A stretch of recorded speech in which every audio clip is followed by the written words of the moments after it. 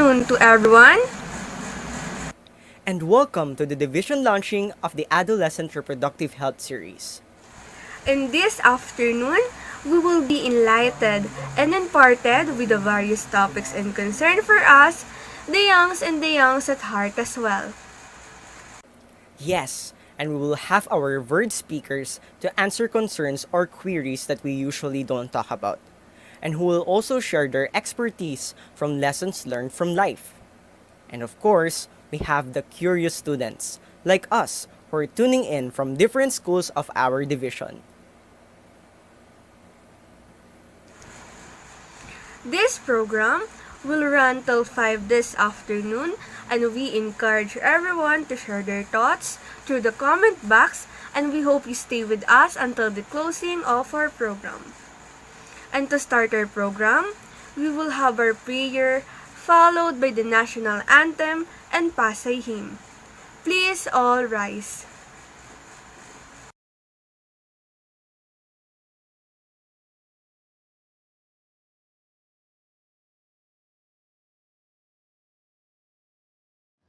Mga kababayan, ang pambansang awit ng Pilipinas.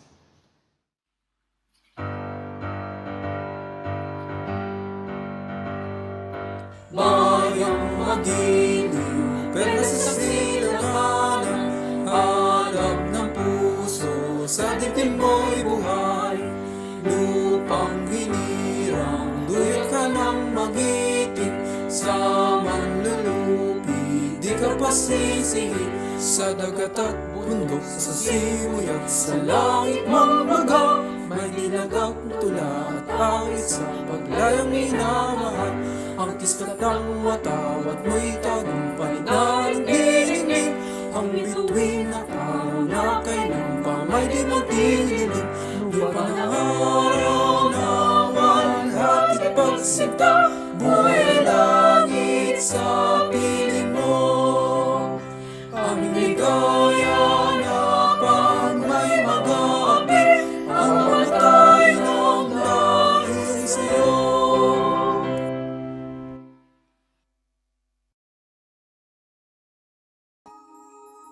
Panalangin. Amang lumikha, taos puso kami nagpapasalamat sa buhay na iyong ipinagkaloob sa amin. Salamat sa lahat ng taong iyong ipinadala magmula sa aming pamilya, kaibigan, katrabaho sa sangay ng kagawaran ng edukasyon na matapat na naglilingkod sa bansa at sa iyo. Salamat sa lahat ng mga biyayang nagbibigay sigla at lakas sa amin sa kabila ng kasalukuyang pandemya na ating nararanasan. Hindi ito hadlang upang kami maging instrumento ng karunungan sa mga kabataan. Patnubayan niyo kami mga guro upang magampanan namin ang aming mga responsibilidad at tungkulong nakaayon sa aming balikan. Bigyan niyo kami ng kalakasan, katalinuhan at kapasyahan upang maitaguyod ang pagsubok ng buhay sa ngalan ng inyong buktong na anak na siyang tumubos ng aming kasalanan. Amen.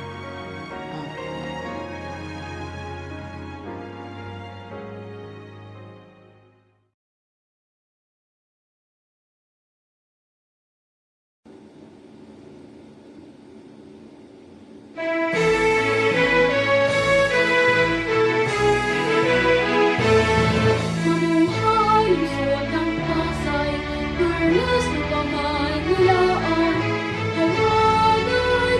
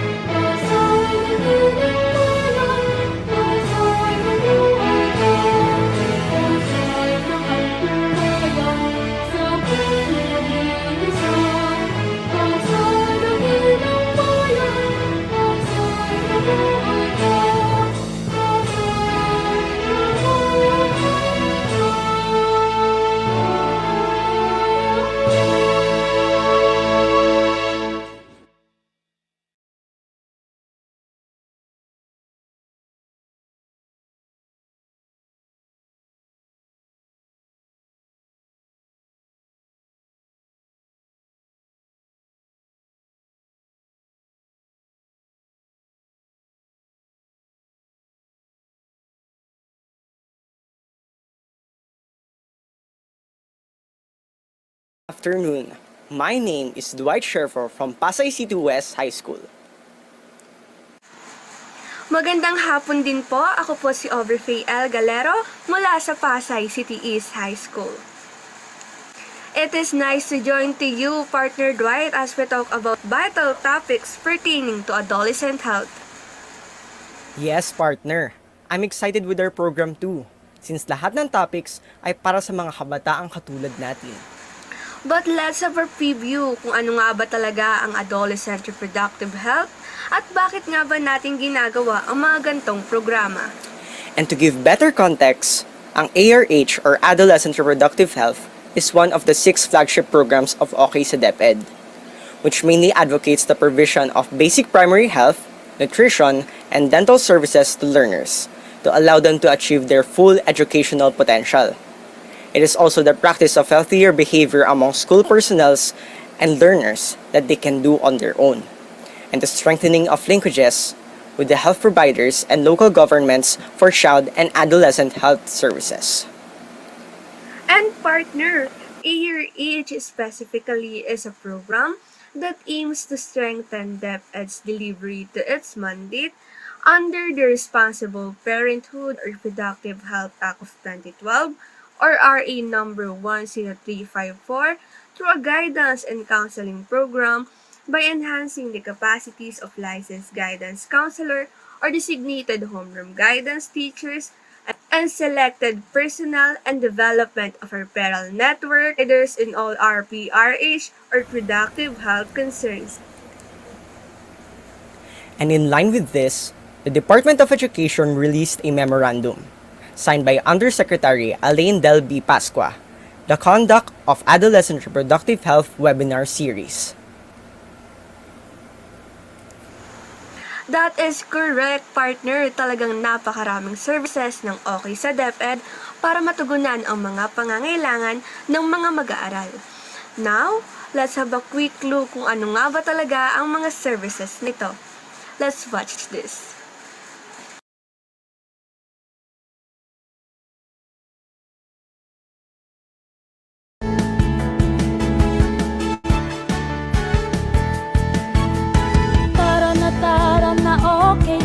Okay, Oplan kalusugan sa DepEd. Halina't alamin atin ang tuklasin, mga health programs ating palaganapin. Tara na okay, Oplan kalusugan sa DepEd. Halina't alamin atin ang tuklasin, mga health programs ating palaganapin. School-based feeding program ating pagtibayin. Wastong pagkain ating ihahain, mga batang kulang sa timbang. Ating pakakainin ng Go, Grow, and Glow. Adolescent reproductive health ay gawing gabay at patnubay ng batang mausisa ay di maranasan. Ang early pregnancy ay maiiwasan. Kalusugan ay mahalaga sa edukasyon ng mga bata. Tayo na't magkaisa, halina tayo'y sumama. Tara na okay, Oplan kalusugan sa DepEd. Halina't alamin atin ang tuklasin, mga health programs ating palaganapin. Tara na okay, Oplan kalusugan sa DepEd. Halina't alamin atin ang tuklasin, mga health programs ating palaganapin. National Drug Education Program or NDE kung tawagin. Ito'y paigtingin, mga bisyo'y alisin. Sigarilyo at droga'y dapat nang puksain. Water sanitation and hygiene in schools ating kompletuhin, 3 stars ay abutin. Malinis na tubig, segregated na toilet, group hand washing at may napkin na rin. Kalusugan ay mahalaga sa edukasyon ng mga bata. Tayo na't magkaisa,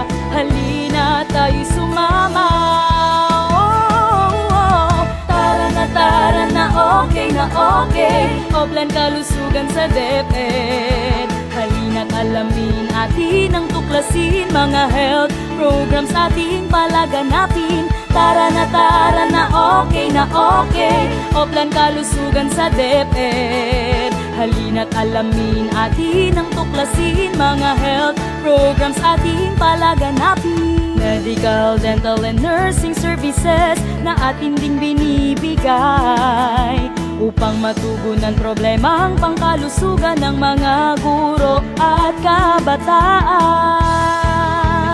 Kalusugan ay mahalaga sa edukasyon ng mga bata. Tayo na't magkaisa, halina tayo sumama.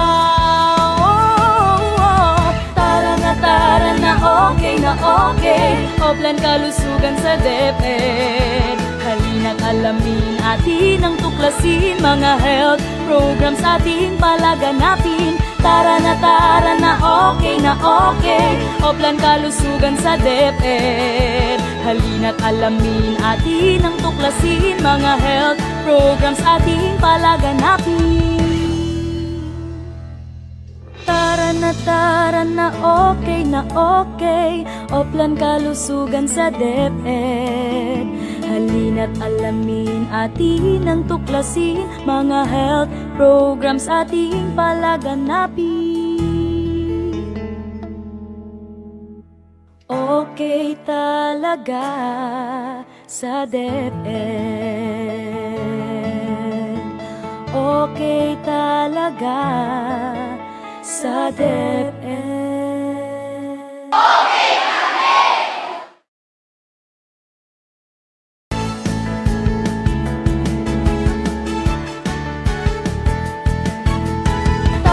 Tara na okay, o plan kalusugan sa DepEd. Halina't alamin atin ang tuklasin, mga health programs ating palaganapin. Tara na okay, o plan kalusugan sa DepEd. Halina't alamin atin ang tuklasin, mga health programs ating palaganapin. Tara na okay, o plan kalusugan sa DepEd. Halina't alamin atin ang tuklasin, mga health programs ating palaganapin. Okay talaga sa DepEd. Okay talaga sa DepEd.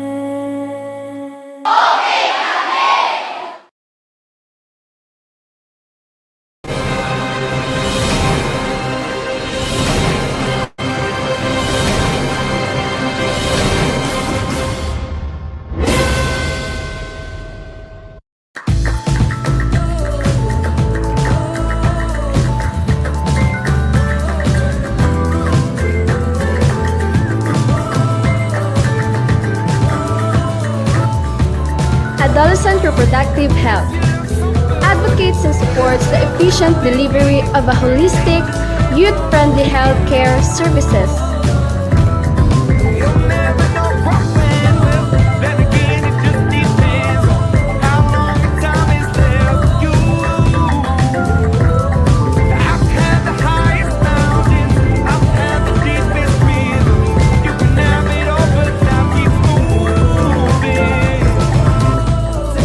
Teenage pregnancy.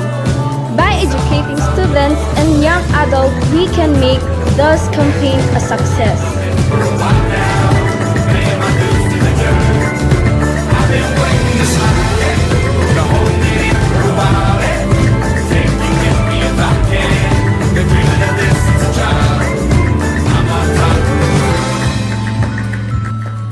School-based immunization program. HPV vaccine. I kept on falling short of something. I could have gave up then, but then again I couldn't have, 'cause I traveled all this way for something. Sa aking paglaki, walang HPV. Down. I'm on top of the world. Weekly iron folic acid supplementation. prevent the iron deficiency anemia, we are encouraging everyone to promote, advocate, and participate in these activities.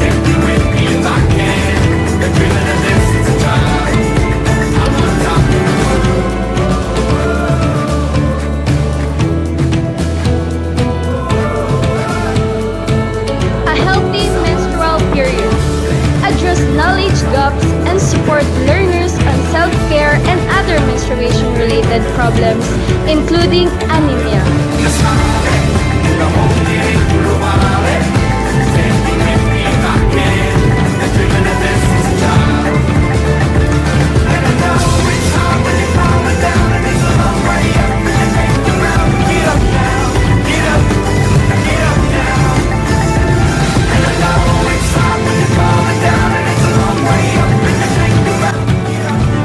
World AIDS Day. Right to Health. Together we can do it for the right against AIDS.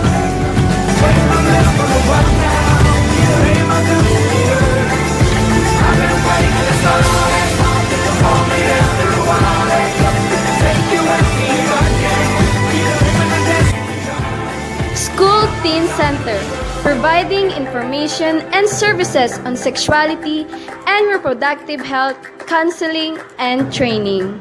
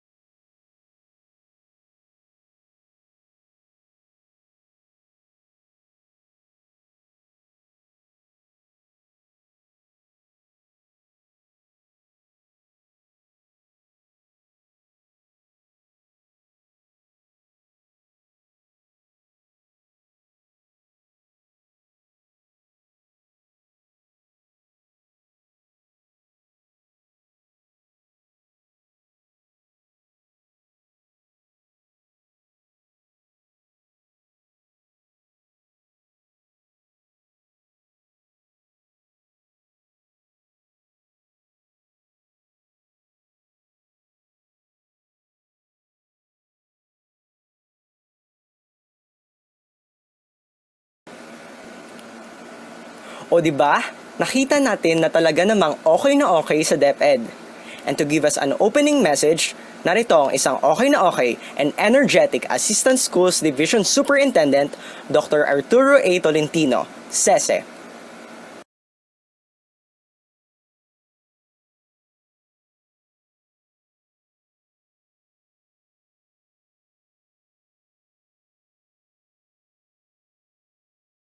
Greetings to all.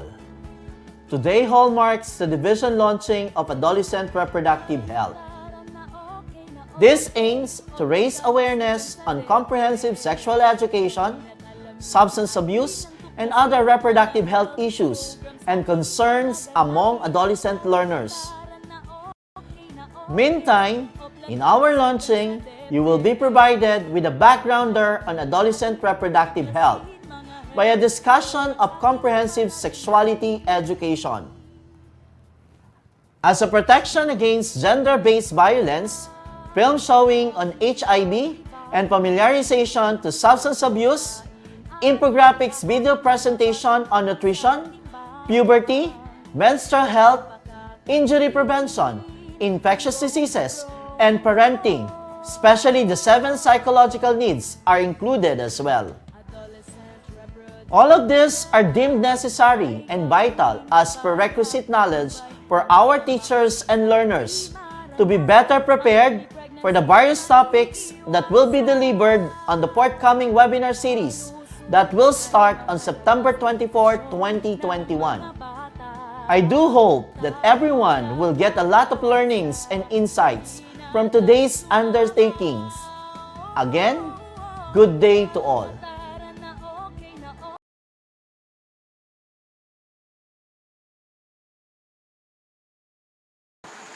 Thank you po, Dr. Tolentino, for the warm opening message. And to give us the inspirational message, the devoted mother of SDO Pasay, ang laging on the go sa lahat ng programs ng ating division, our school division superintendent, Dr. Loretta B. Torrecampo, SESI 5.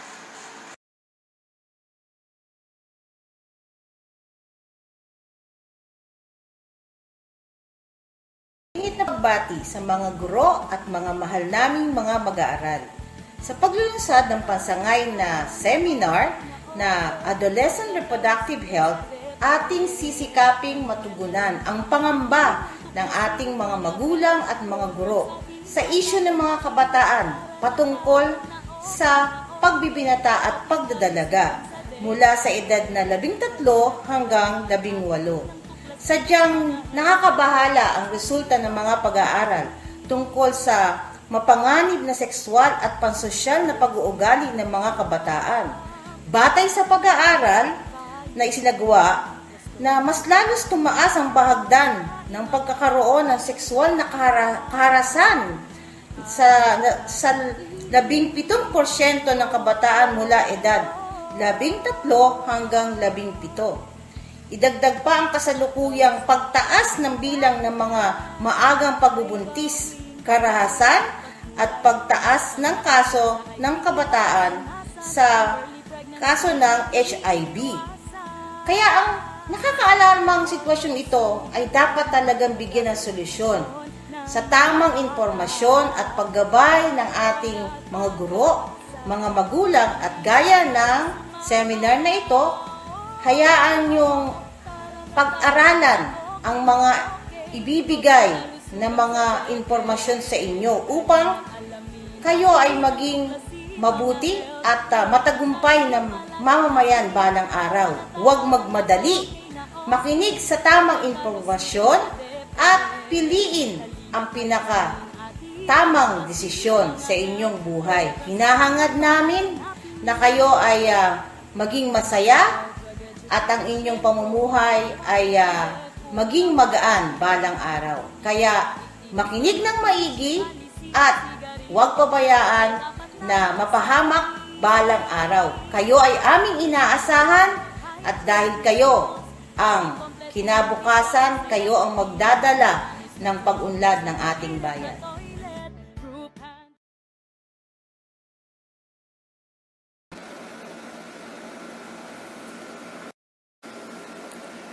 Thank you po, Dr. Torrecampo, for your rousing message for us today. And now, to give us the rationale for the ARH program, the beautiful and dynamic division's ARH focal person for secondary level, Nurse Joselle Amin.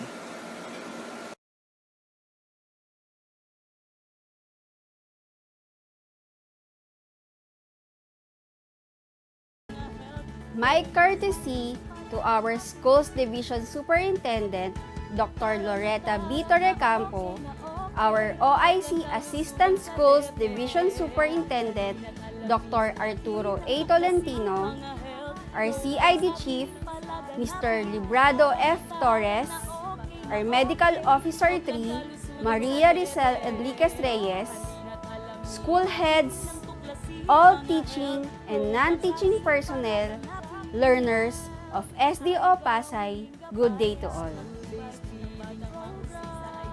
First of all, we would like to thank you for giving us the opportunity to discuss one of the important health program of DepEd, which is the Adolescent Reproductive Health Program through a webinar series.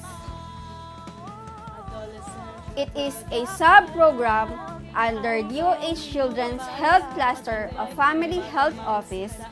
This program is specifically created to ensure that all adolescents have access to comprehensive health care and services in an adolescent-friendly environment. Its objective is to improve the health status of adolescents, enable them to fully enjoy their rights to health, and to focus on the emerging issues of the adolescents, which are the 10 to 19 years old.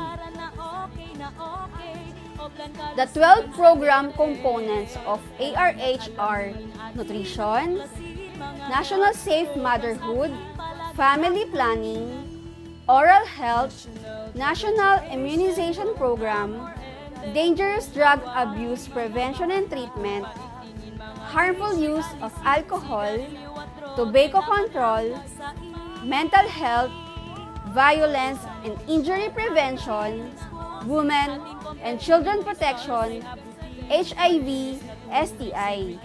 Almost all of health concerns are covered of this program.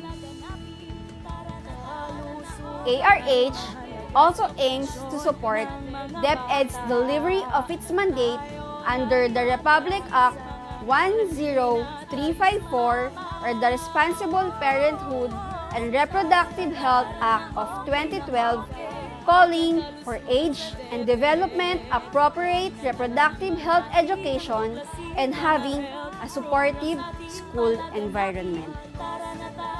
Republic Act number 11166 or the Philippine HIV and AIDS Policy Act also mandates that the department ensures the development and provision of psychosocial support and counseling in learning institutions for the development of positive health and the promotion of values and behavior pertaining to reproductive health.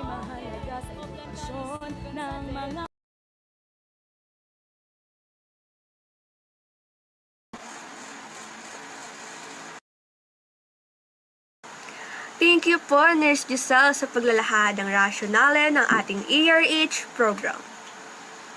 This time, to discuss with us with the nitty-gritty details and comprehensive sexuality education, she is the legal officer of SDO Pasay, an expert in laws and legal matters, Attorney Tri, Attorney Jean, and Litiskin.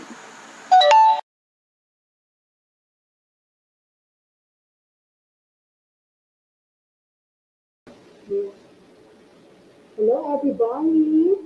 Kumusta po ang lahat? Ayan, so kaway-kawayan sa ating mga kabataang Pasayenyo. Isang mapagpalang umaga sa ating lahat. So, nais ko pong i-share sa ating lahat ang ating screen. Naihinig po ba ako? Okay, very good. So, konti ingat-ingat muna. Okay. Tingin ng konting technical assistance. So, ako po ay naatasan ng ating mga focal person at kasisipag nating medical and of course youth focal coordinator. Naibigay sa inyo ang ating paksa, ang comprehensive sexuality and education. So, can you now see the screen?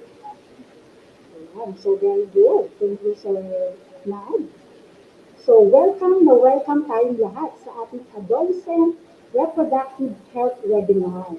So, kumusta ang ating mga kabataan, kasayad nyo, from 10 to 19 years old. Kayo ay tinaguriang adolescent, sabi na kanina ni Nurse Giselle. So, Medyo anime ang ating tema sa hapon na ito. Tayo ngayon ay nakapaloob sa isang paksang sensitibo, sa isang paksang hindi dapat pagtawanan, hindi rin naman dapat katakutan, hindi rin naman dapat iwasang pag-usapan. Dahil ito ay kaparte ng ating pagkatao bilang babae, bilang lalaki. So itong comprehensive sexuality education ay dati rin tinaguri ang sex education. So, maaaring ang iyong mga magulang, naabutan nila itong sex education sa ating mga high school. So, dati, first, second, third, fourth year high school. Ngayon, grade 7, 8, 9, 10. Nadagdagan pa tayo ng grades 11 and 12. At hindi rin natin maitatanggi na kasama natin ang intermediate years sa elementary, ang ating grades 4, 5, and 6. So other than the term sexuality education, sex education, tinatawag din siyang sexual education. So, itong paksang ito, kung wala, maaaring wala tayong lahat sa mundong ito. Sang-ayon po ba kayo? Yan. So, siguro walang nabuong Atty. General Dr. Loretta Poricampo, kung wala po itong bagay na ito. Kaya naman, bagamat siya ay tinatawag na tabu, medyo sensitibong paksa, ito ay hindi na dapat natin ipagsawalang bahala. Bagkos, kailangan natin pag-usapan ng maayos, nang hindi tayo nagkakagulo, nang hindi tayo nadudumihan sa ating isipan. Bagkos tayo ay sama-sama mag-aral ng usapin ito upang tayo ay matulungan, malinang ang ating buong pagkakao. So, wala pong isip bata, wala pong isip matanda, bagkos isip na handang maglinang sa usaping sexualidad sa ating buhay. So ako bilang inyong legal officer ay narito ngayon upang ipaliwanag ang legal basis ng ating comprehensive sexuality and education. Nabanggit na ito ni Ms. Giselle kanina. Ito nga ang Republic Act number 1054 o ang tinaguriang the Responsible Parenthood and Reproductive Health Act of 2012. So kung ito ay batas na naipanganak noong 2012, ilang taon na ito, ngayong 2021.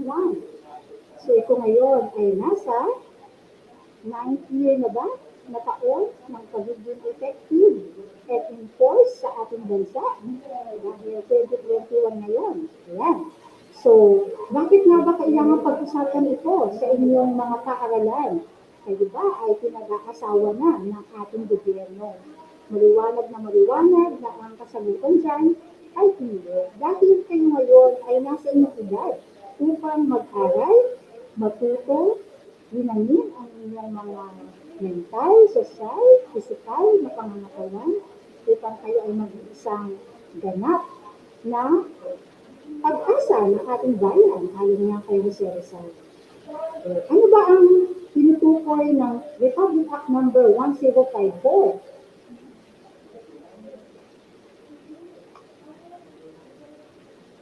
Sa ating DepEd.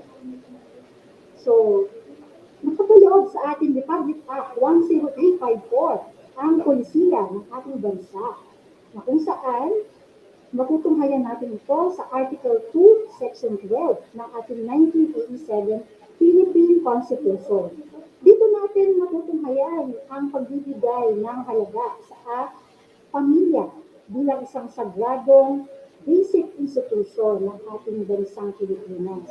Isang institusyon na tunay na magkakalina sa ating mga kabataan, na pag-asa ng ating bayan. So, ayon din sa batas na ito, sa Section 14, kinakailangan na magkaroon tayo ng isang curriculum na kung saan mapag-aaralan ng ating mga kabataan ang sexualidad. So, ang sexualidad na ito ay sinasabi natin na medyo sensitibo man, pero kailangan natin pag-usapan upang hindi na tayo maging inosente, ignorante, o kaya naman ay hindi tayo maalam sa mga bagay-bagay na nakaka-apekto sa ating paglago bilang mga kabataan. So ayon sa Section 14, the state shall provide age and development appropriate reproductive health education to adolescents. So pag sinabing reproductive health education, paano nga ba nakakabuo ng isang bata, paano pa ginawa? Sa isang nobela, isang sikat na pelikula. So, bata pa man ay nabibigyan na ng curiosity. Paano nga ba tayo naisilang sa mundo ito? So, reproductive health education would always refer to the intimate population of the male and of female. So, yan ay ating naaral sa ating mga health teachers and science teachers. Alam ko sa grade 6 ata ito tinatalakay. So, makikita niyo dyan ang reproductive health organs ng babae at lalaki. At sinasaad sa ating Republic Act 10354 o Republic Health Act of 2012 na ang ating kagawaran ng edukasyon ay nararapat na magkaroon ng isang curriculum na dapat na magamit ng mga public schools at maaari rin naman gamitin ng ating mga pribadong eskwelahan upang maituro ang angkop na pagsasabuhay ng ating mga kabataan ng pangangalaga sa kanilang reproductive health education. So, meron tayong tinatawag na perfect timing. Kung hindi, pag hindi tama sa panahon, masisira ang ating kinabukasan. Kagaya na lang din ng mga sexual activities na dapat matutunan natin. Kailan ba kayo dapat matuto na magkaroon ng sexual relationship sa opposite sex? So, bata pa man, may mga medyo tumitibok-tibok na ang puso. So, makikita ninyo sa mga napapanood na novela as early as 3, 4, 5. So, meron ng mga espesyal na pagtingin sa opposite sex. At so far, kailan na ba ang tamang panahon para magkaroon ng seryosong relasyon sa opposite sex? So, ito ay mga bagay at usapin ng sexualidad ng isang tao. So, may iba naman dyan talaga, pag tinanong mo kung meron na ba siyang crush, meron na ba siyang nagugustuhan, natututuhan, hindi, ayaw sumagot, no? So, yung iba kasi talagang masikreto. May ibang mga magulang, excited silang malaman kung meron ng mga crushes, may mga tinitibok na ba puso ng kanilang mga anak. So, may iba namang magulang, ayaw nilang malaman ng kanilang mga anak ay nagkakaroon ng pagkakagusto sa opposite sex. So, dito sa comprehensive sexuality education, nararapat na mabigyan tayo ng ating mga guro ng tamang biya kung kailan na tama o dapat, kailan, saan, paano ang pagkakaroon ng mga sexual activities. At kung ako ang tatanungin niyo dyan, siyempre, lahat ng bagay ay may kasagutan at hindi pwedeng base lamang sa ating opinion. So, pag sinabi natin adolescent, okay, hindi lamang ito from the teenage age of 13, bagpos, saklaw nito ang age 10 hanggang 19. So, meaning to say, from grades 4 to 12 ay saklaw ng Republic Act number 10354. So, itong medyo nasa grades kinder to grade 3, sila yung ating nasa stage ng childhood. Samantalang yung 20, pataas, yan na yung ating stage of being an adult. So, meaning to say, sa mga edad na ito, nararapat na kayong bigyan ng pananaw, ng kaisipan, ng katuruan, kung ano ba ang reproductive health sa inyo bilang babae, bilang lalaki. So, ano man ang organ na yan na napag-aralan natin sa kalalakihan at kababaihan, ay may tamang panahon upang gamitin at mag-reproduce. So, hindi ibig sabihin na nagkaroon na ng menstrual period ang isang babae ngayong mga panahon ay pwede nang mag-asawa. So, ako po ay, speaking of experience, I have one tita na 14 years old, siya ay nagkaroon na ng menstrual period, kaya siya ay nag-asawa na. Kaya siya ay nagkaroon ng maraming mga supling. So, yun po kasi ang polisiya ng unang panahon. Samantalang naman yung aking naging nanay, siya po ay nag-asawa ng late 30s niya. So, maaaring nakita niya na pag maagang mag-asawa, pwedeng maaga rin maraming maging anak. At medyo actually 30 years old, yung aking nanay, nagkaroon kami siya ng 5 supling. So hanggang 40 years old siya ay nanganak. So bakit natin na pag-uusapan ang pagbubuntis, pag-aanak, dahil ito nga ay covered ng ating reproductive health.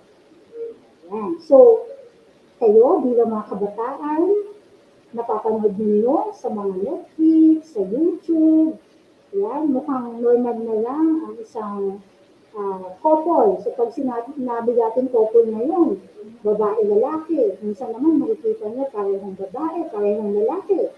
Meron bang scientific explanation kung maaaring or spiritual, biblical explanation kung ano ang right and wrong? Laging mayroong right, laging mayroong wrong. Hindi pwedeng mainit, malamig, or mixture lang. So, pag sinabing bad practice, bad habit sa inyong reproductive health, then you should not do it to protect yourself.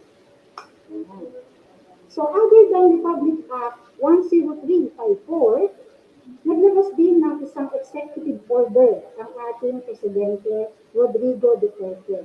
At yan ay ang Executive Order number 12, Series of 2017. Ito ay 4 na pahina na executive order. So, kagaya ng Republic Act, ito ay may visa rin ng isang batas. So, ang pamagat nito ay attaining and sustaining zero unmet need for modern family planning through the strict implementation of the Responsible Parenthood and Reproductive Health Act, providing funds, therefore, and for other purposes.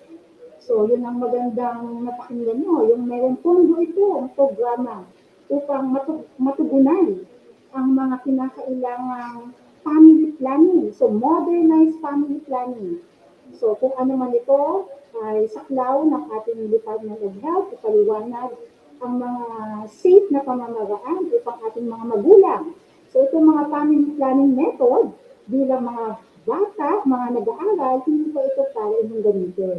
So, kung inyong maalala, nagkaroon na ng mainit na usapin sa DepEd na kung tayo ba sa kagawaran ng edukasyon ay nararapat mamudmod ng mga contraceptives like condom, mga family planning ng mga mag-asawahan.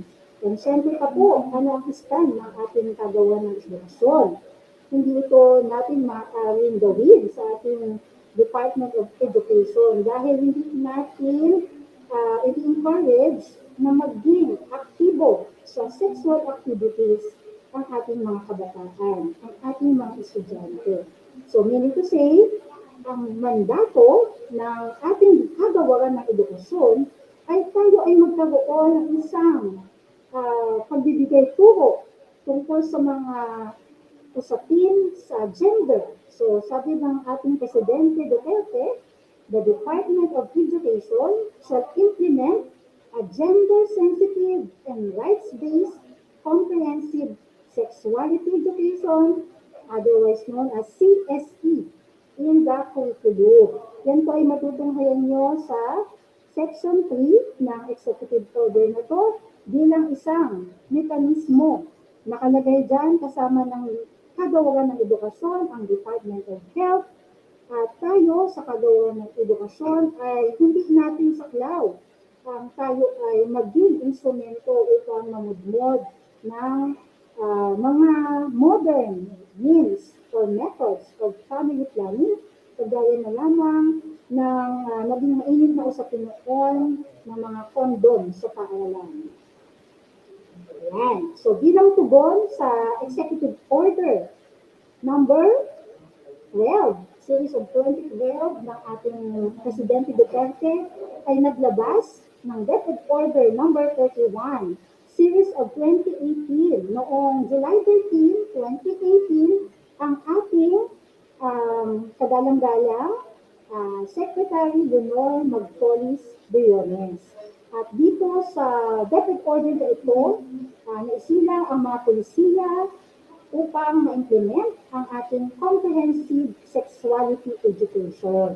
So, meaning to say, huwag kayong magugulat kapag ang inyong mga guro ay magtalakay sa inyo ng inyong mga values, ang inyong mga pananaw tungkol sa sexuality, sa sexualidad. So, ito ay naging effectively upon its issue 1. So, meaning to say, effective last July 2018 ay naging epektibo na po ang ating polisiya sa comprehensive sexuality education. So, anong sinasabi ng department order na ito ng ating kagawaran ng edukasyon? Okay? Nakaloob dito ang mga layunin, nakaloob ang mga patakaran kung paano ito na isa sa buhay sa ating mga paaralan, mapapubliko at pribado ng paaralan. Okay. Ito ang rationale, ito ang kadahilanan. Bakit mayroon tayong comprehensive sexuality education sa ating mga eskwelahan? Tunghayan natin ang isang balita sa isang website ng ating philstar.com noong February 11, 2021. Let me read to you this news. Some Filipinos emphasize the need for sex education for minors following the release of a report showing a rising number of pregnancies among girls as young as 10. Imagine. In a report released on Sunday, the Commission on Population and Development, or PAPCON, said that in 2019, the number of pregnancies among girls below 15 years old jumped, tumalo ng 7% compared to the previous year. It cited the data from the Philippine Statistics Authority. This is equivalent to 2,411 girls who are still in preteen and early teenage years. This also means almost 7 births daily within this age group, which is threefold increase since 2000. Of these young moms, PAPCOM also cited 2 10-year-old girls who gave birth to their own babies despite being children themselves, one in Metro Manila and another in Southern Luzon. So I just learned actually because of this topic that as early as 9 years old, ang isang batang babae ay maaaring magkaroon ng menstrual period o menstrual period. So, please ask yourself, kayo ba ngayon ay nagkakaroon na ng menstrual period? Ibig sabihin, mayroon ng tsansang magdala ng bata sa sinatutunan. Dahil yun na ang ibig sabihin ng ating reproductive health. Fertile na may kapasidad na upang makabuo ng isang bata, another life here on earth, another person, another human being. So ako kasi medyo 14 years old ako, nagkaroon ng aking monthly period. Anyway, overall, the number of female minors, look at these statistics, who gave birth that year is 62,510. Mas mataas pa sa COVID rate natin, which is slightly higher than the 62,341 teenage pregnancies in 2018. Ang positive side na lang siguro niyan na matitignan ko ay hindi nagpa-abort yung mga nabuntis natin mga kabataang babae. And siyempre, hindi lang kabataang babae ang may responsibilidad dyan. Yung kalalakihan na sanhi ng pagbuntis ng ating mga kabataang babae. So, mahirap kasi kung bumaba yung teenage pregnancy, ang naging mataas pala ay ang abortion. Na very much no sa ating din, other than our spiritual faith and belief na it's a mortal sin to abort. It's also very risky for the female na nagpapa-abort. And also, POPCOM or the Population Commission further noted that 2019, okay, that's 2 years ago, bago pa na pumutok ang pandemya, would be the 9th year of continuous rise of teenage pregnancies since 2011. Actually, a recent feedback from the field showed that during the pandemic, hindi nabawasan bagkus tumaas din ang statistics ng early pregnancy ng ating mga kabataan. Bakit nga ba tayo nagkakaroon ng teenage pregnancy? So, dalawang bagay lang yan. Siyempre, may premarital sex na may consent yung batang babae, or may sexual assault, walang consent, pero siya ay nagalaw. So, premarital sex, bakit ba meron ganyan sa ating lipunan? Tayo ay konserbatibong bansa, tayo ay Kristiyanong bansa, ngunit may mga ganitong instances. Una, curiosity or experimentation, peer pressure, family-related problems, lack of information, the influence of liberal views on sex. Ayan. So, wag naman sanang may joke sa ating mga kabataan na hindi na uso ang virgin sa ngayon. Dahil ito ay magiging kaliwas sa ating pananampalataya, sa ating kaugalian bilang isang Pilipino, bilang isang bansang konserbatibo. And siyempre, yung mga nabibiktima ng sexual violence, ito yung mga biktima ng karahasan sexual na sila ay nagagamit ng mga kalalakihan at nabubuo ng isang bata ang mga pangyayari yun. So, ito ang summary ng Rationale ng Death Order number 31, series of 2018. So, dahil sa mataas sa rate ng teenage pregnancy, imagine from 1%, naging 22%. Sabihin, ganun kataas ang pag-increase ng rate ng mga nagkakaroon ng teenage pregnancy. Nabibuntis ng wala sa tamang panahon. And of course, mga kabataang nagiging biktima rin ng sexually transmitted disease dahil sa pag-engage ng aktibo sa sexual activities. So may mga recorded HIV cases tayo involving adolescents. Ibig sabihin, sila ay naka-acquire ng AIDS, ng ano ba ang ibig sabihin ng human immunovirus. So far nga, ang AIDS ay nakakamatay. Other than ito ay nagiging dahilan upang ang ating kabataan ay mag-drop out ng eskwelahan. And of course, itong hindi naman nabuntis, hindi rin naman nagkasakit. Ito ang statistics, mga actively engaged sa sexual encounters from 23% in 2002 to 32% in 2013. So, nawa, ngayong meron tayong comprehensive sexuality education, malalaman ninyong lahat, mga kabataan ng Pasay, na ang sexual activities ay meant para saan? Sa pagpapamilya. So, hindi rin pwedeng sabihin natin na paglaki nyo, gusto nyo lang ng anak, ayaw nyo ng asawa. Dahil nga ang pagpapamilya ay isang sagradong institusyon. Hindi lamang gusto natin ay mag-engage ng pleasure, ng kasiyahan. Dahil there is pleasure in sex ba? So, meaning to say, kaya maraming nagsasabi na ang sexual activities ay gratifying. Okay? So, pwedeng masabi na one way of giving happiness to yourself. But so far, pag ginawa sa maling tao, maling panahon, pagkakataon, of course, hindi ito mag-resulta sa tama.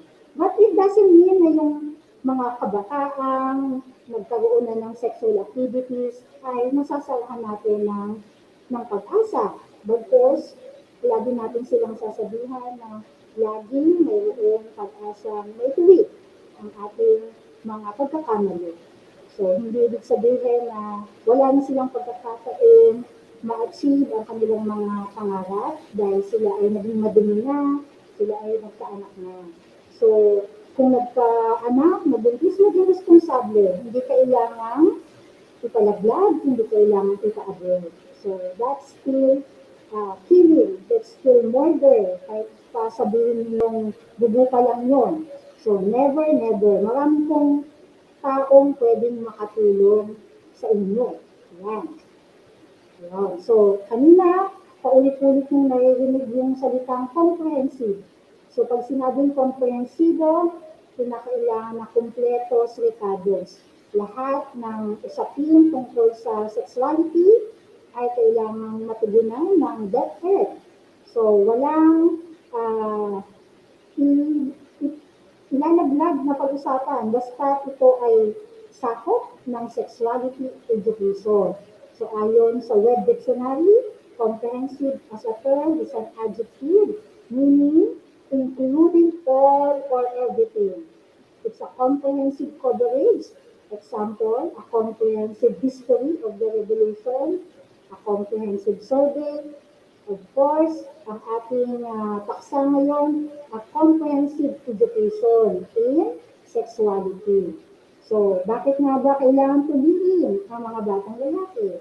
So, yung iba, basta, sabi ng magulang. So, mahalaga na malaman ninyo ang ibig sabihin ng mga sexual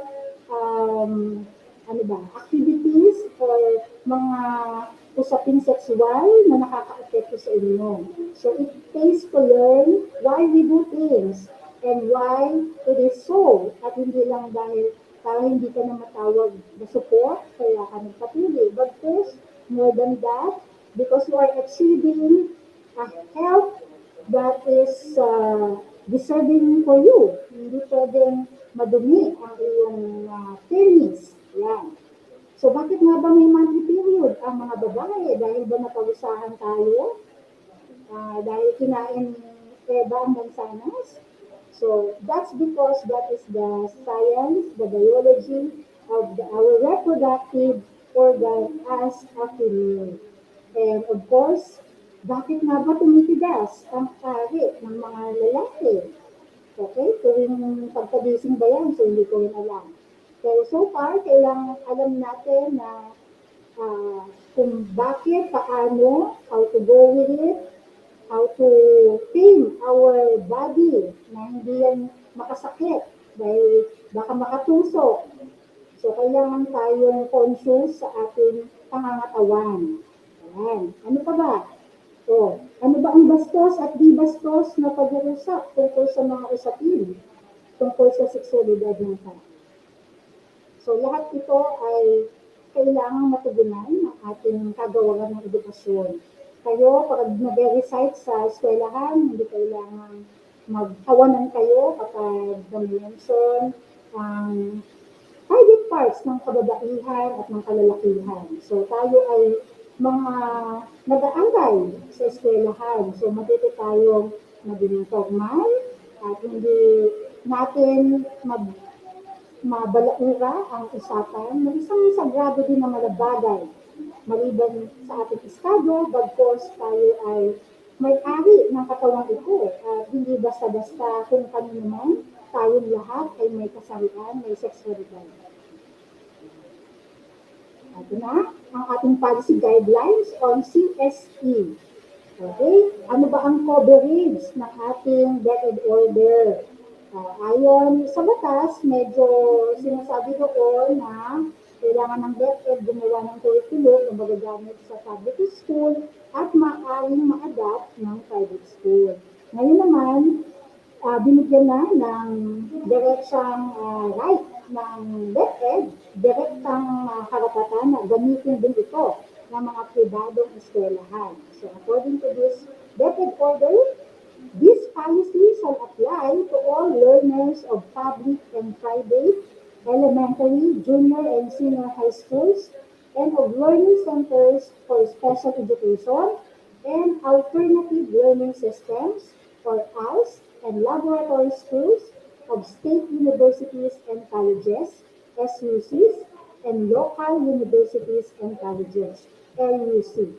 Example ng state universities and colleges na may laboratory school, Philippine Normal University, University of the Philippines.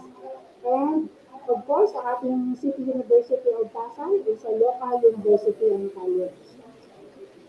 Ayan. So, ito na ang ating comprehensive sexuality education goals. Unang-una, to provide a clear, consistent, and evidence-based guidance on the essential minimum core content for sexuality education in K-12 basic education. So, meaning to say, ang pagbibigay turo ng ating mga teachers ay hindi base sa kanilang superstitious belief o sa kanilang mga nakaugalian, bagkos batay sa scientific research, kaya kailangan evidence-based, batay sa mga data. So, pag sinabi kailangan maligo, okay? Kapag may menstrual period, hindi natin sasabihin na mas magandang hindi naliligo kapag meron. O kaya naman, iinom dapat ng soft drinks pag meron. Okay, I don't know kung saan ang galing yun, kung may evidence-based guidance ang mga ganong mga paniniwala ng panahon. And to provide learners from kindergarten to grade 12 with age and development appropriate, culturally relevant approach to teaching about sexuality and relationships by providing scientifically accurate, realistic, non-judgmental information. O nakita niyo ngayon ang kaibahan ng Republic Act 10354, kung saan doon sa Republic Act ng Reproductive Health from age and responsible parenthood, adolescent age lamang ang covered. Now, our DepEd goes further by including our kindergarten pupils upang matutunan nila kung ano ba yung mga safe touches, unsafe touches, maging empowered ang mga batang ito, kinder pa lamang, paano linisin ang kanilang mga katawan. Yan. So, ako maalala ko sa aking mga anak, how I taught them to clean up on their own na because medyo may edad na, mga age siguro 8, marunong na siyang maligo on his or her own at hindi na kailangan ng nanay or tatay or tito o tita na maglinis sa kanyang pangangatawan. Or kaya pag sa banyo, so baka yung iba nating mga learners, mga estudyante, baka grade 1 na may kabahugas pa rin after na mag-judge or after kumain kasi may iba tayong bata, ayaw di ba maghugas ng sarili ng pupo. So, meaning to say, itong ating isang goal actually nakabase din sa ating kultura. Kailan ba ang panahon para mag-boyfriend, mag-girlfriend ang isang kabataan, ang isang Pilipinong babae, lalaki? O, yung pag-holding hands. Okay lang ba yan? O, yung mag-kiss. O, ay yung may gawin na talaga na mas malalim. Siyempre sa atin, dati, nung araw, kapanahon na ng ating mga lolo't lola, makita pa lang magka-holding hands, magkasama sa dilim, papakasal na yun. Okay, ngayon buntis na lahat, siyempre, hindi agad-agad. So, nag-iiba ang ating pananaw. Ibig sabihin, may mga bagay sa pag-aasawa na dapat natin titingnan, yung kahandaan. At kung ako ang tatanungin nyo, mas maganda kung mag-boyfriend, mag-girlfriend, tapos na ng pag-aaral. At kayo ay nasa edad na ng pagpapamilya. So habang nag-aaral, okay lang yung may mga crushes, damihan nyo lang, kasi lang naman yan, di ba? Inspiration. Pero yung seryoso, medyo namang successful. Marami rin akong mga kaibigan dito sa DepEd na sila ay high school pa lamang, mga naging boyfriend-girlfriend na nila. And they are successful in their family life. So nasa sa inyo yun, kung kaya nyo pagsabayin ang pag-aaral at kaya nyo ma-break ang inyong mga puso at isipan kapag nag-break, siyempre, pag nag-boyfriend, girlfriend sa maagang edad, may chance na magkahiwalay. So be ready on this situation. Huwag yung magpapakiwa kayo na kasi break ng boyfriend or aawayin nyo na yung nakipag-break. So meaning to say, let us all learn this actually related to our reproductive health. Kasi syempre yung pakikipagrelasyon, diyan magkakaroon ng ng isang reproductive activity. So, finally, this is intended to prevent unhealthy consequences such as teen pregnancy. So, para nyo ng hawa, huwag nyo na kayong magbubuntis nang kayo ay hindi pa handa. Okay? Sexually transmitted infection, para maiwasan. And transmissions of human immune deficiency virus or HIV, among others. So, marami pang other sexually transmitted diseases. Okay, so kanina goals, ngayon naman ay ang mga specific objectives or aims ng ating comprehensive sexuality education. So, kaya nga comprehensive, it will cover the wellness kayo, mga Filipino adolescents, ang inyong physical, mental, emotional, social, and spiritual aspect or being. So, hindi lang po kalinang academics sa ating kaisipan. Bagkos meron din tinatawag na kinetics intelligence, emotional intelligence. Ngayon, may bagong klase ng intelligence, technological intelligence. So, we cannot be overall okay. So actually, it is okay not to be okay, but it's better to be okay. So hopefully, bilang mga kabataan, we can address. So hindi daw talaga pwedeng hindi tayo mawala ng problema sa buhay, ng conflict. Okay? Walang magandang kwento kung walang conflict and how we overcome and win and be triumphant over this conflict. So, we hope ng ating mga guro, hindi lamang pang mental. Because, lalo na sa elementary, no, may iba tayong mga nanay, malalaman sa mga teacher.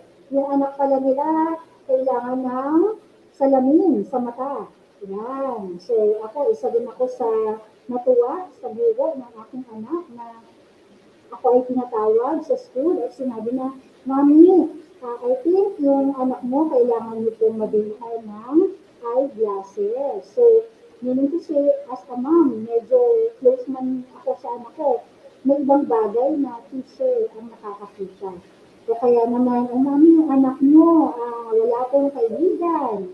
Laging nasa sulok lang. So, meaning to say, our teachers, virtual man ngayon, alam ko, the teacher has that skill.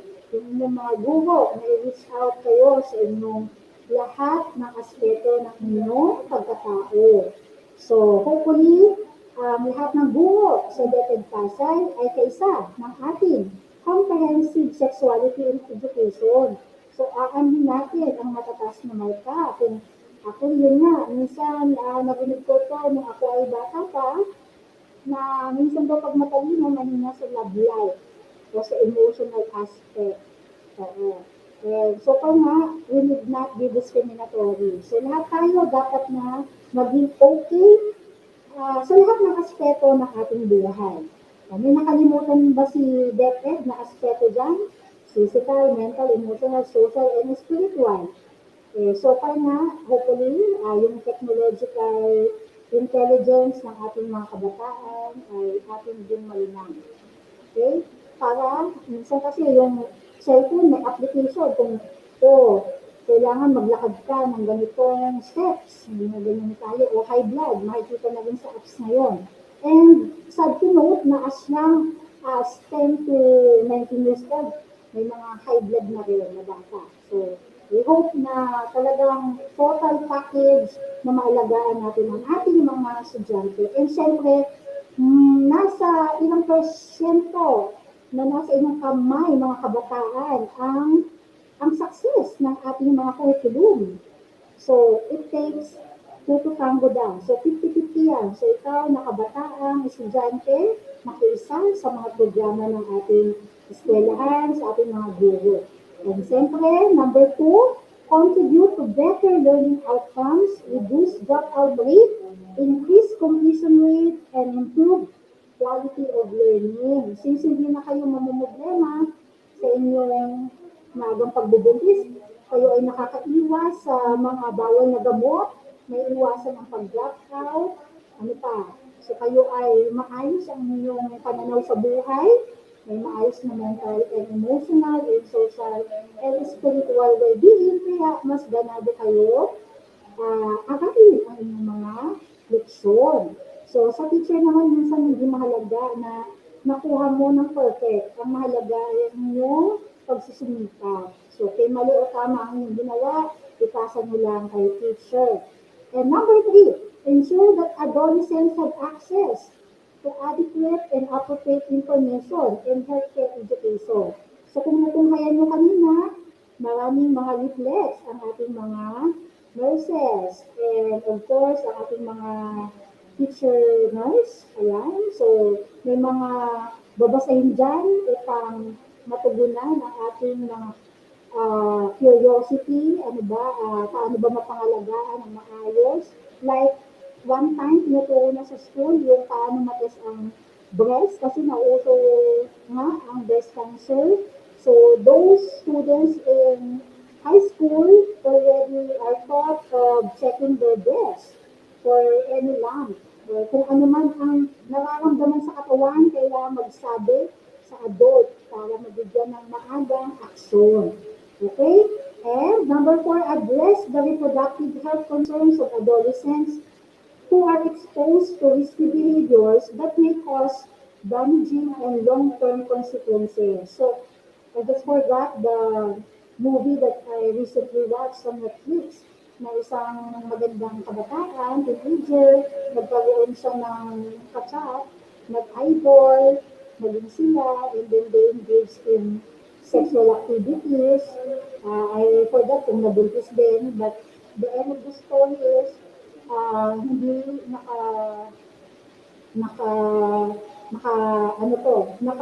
pina-overcome ng batang ito yung kanyang addiction sa sex.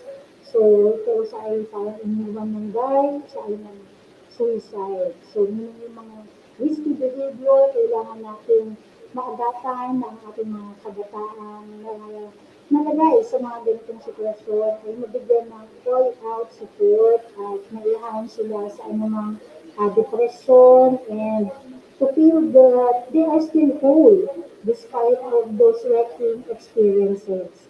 Okay? The third and last stage, promote fifth, hindi ko lang, fifth, okay, dalo kasi lahat to. Promote healthy and responsible sexual and social behavior among adolescents. So, meaning to say, yes to premarital sex ba tayo o no to premarital sex? Yan. Promote healthy and responsible sexual and social behavior. Hindi gagawin ng mga teacher na bigyan kayo ng condom. Bagkos, sasabihin sa atin na let us wait for the proper time. And at yung proper time na yan ay kung kayo ay handa ng magpamilya. Ito, develop mature and responsible children. So, kailangan may desirable health values kayo. O yung mga ngipin, diba? 3 times a day ka nagtututbrush o 1 or twice a day, which can assist them in making rational decisions that can lead to satisfying, productive, and quality life. So other than that, maturuan kayong mag-mature, maging responsable. Mobile Legend ba muna? Roblox ba muna? K-pop ba muna? O mag-aral na muna? O dahil sa sobrang yabang ng ibang kabataan, sasabihin sa magulang, kaya niyang sabay-sabay. Okay, kaya yung kuryente sa bahay, ganun din kataas, sabay-sabay ang bill na mataas. The number 7, provide teachers with the resource material.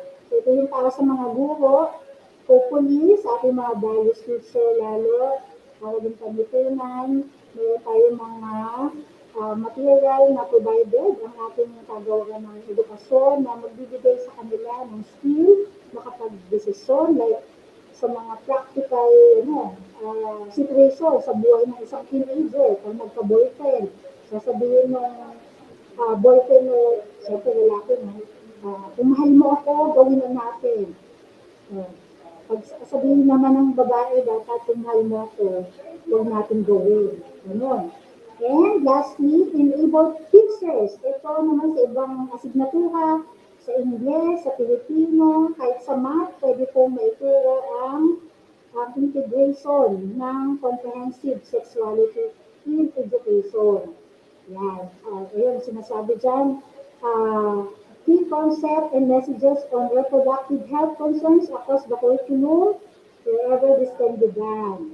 Okay? Can be integrated. Yan. So, dahil tayo sa DepEd, ang ating isang core values ay maka-Diyos. So, tunghayan natin ang sinasabi ng Biblia tungkol sa sex. So, ang sex ay hindi masama. Ang sex ay mabuti. Maraming meaning yan. Sex na kasalian, sex naman na yung aktibidad ng couple na nasa pagpapamilya na. And God blessed them, and God said unto them, be fruitful and multiply, and replenish the earth and subdue it. Imagine kung wala na itong mag-aasawa. Baka ma-genocide tayo, mawalan na ng Pilipino sa earth kasi tayo na magsipag-asawa. So maalala nyo, yung ibang bansa, nagyayaya ng mga migrants kasi yung iba po, nagkaroon na sila ng kultura na ayaw magkaanak. So tayo naman sa Pilipinas, hindi pa po natin yung problema.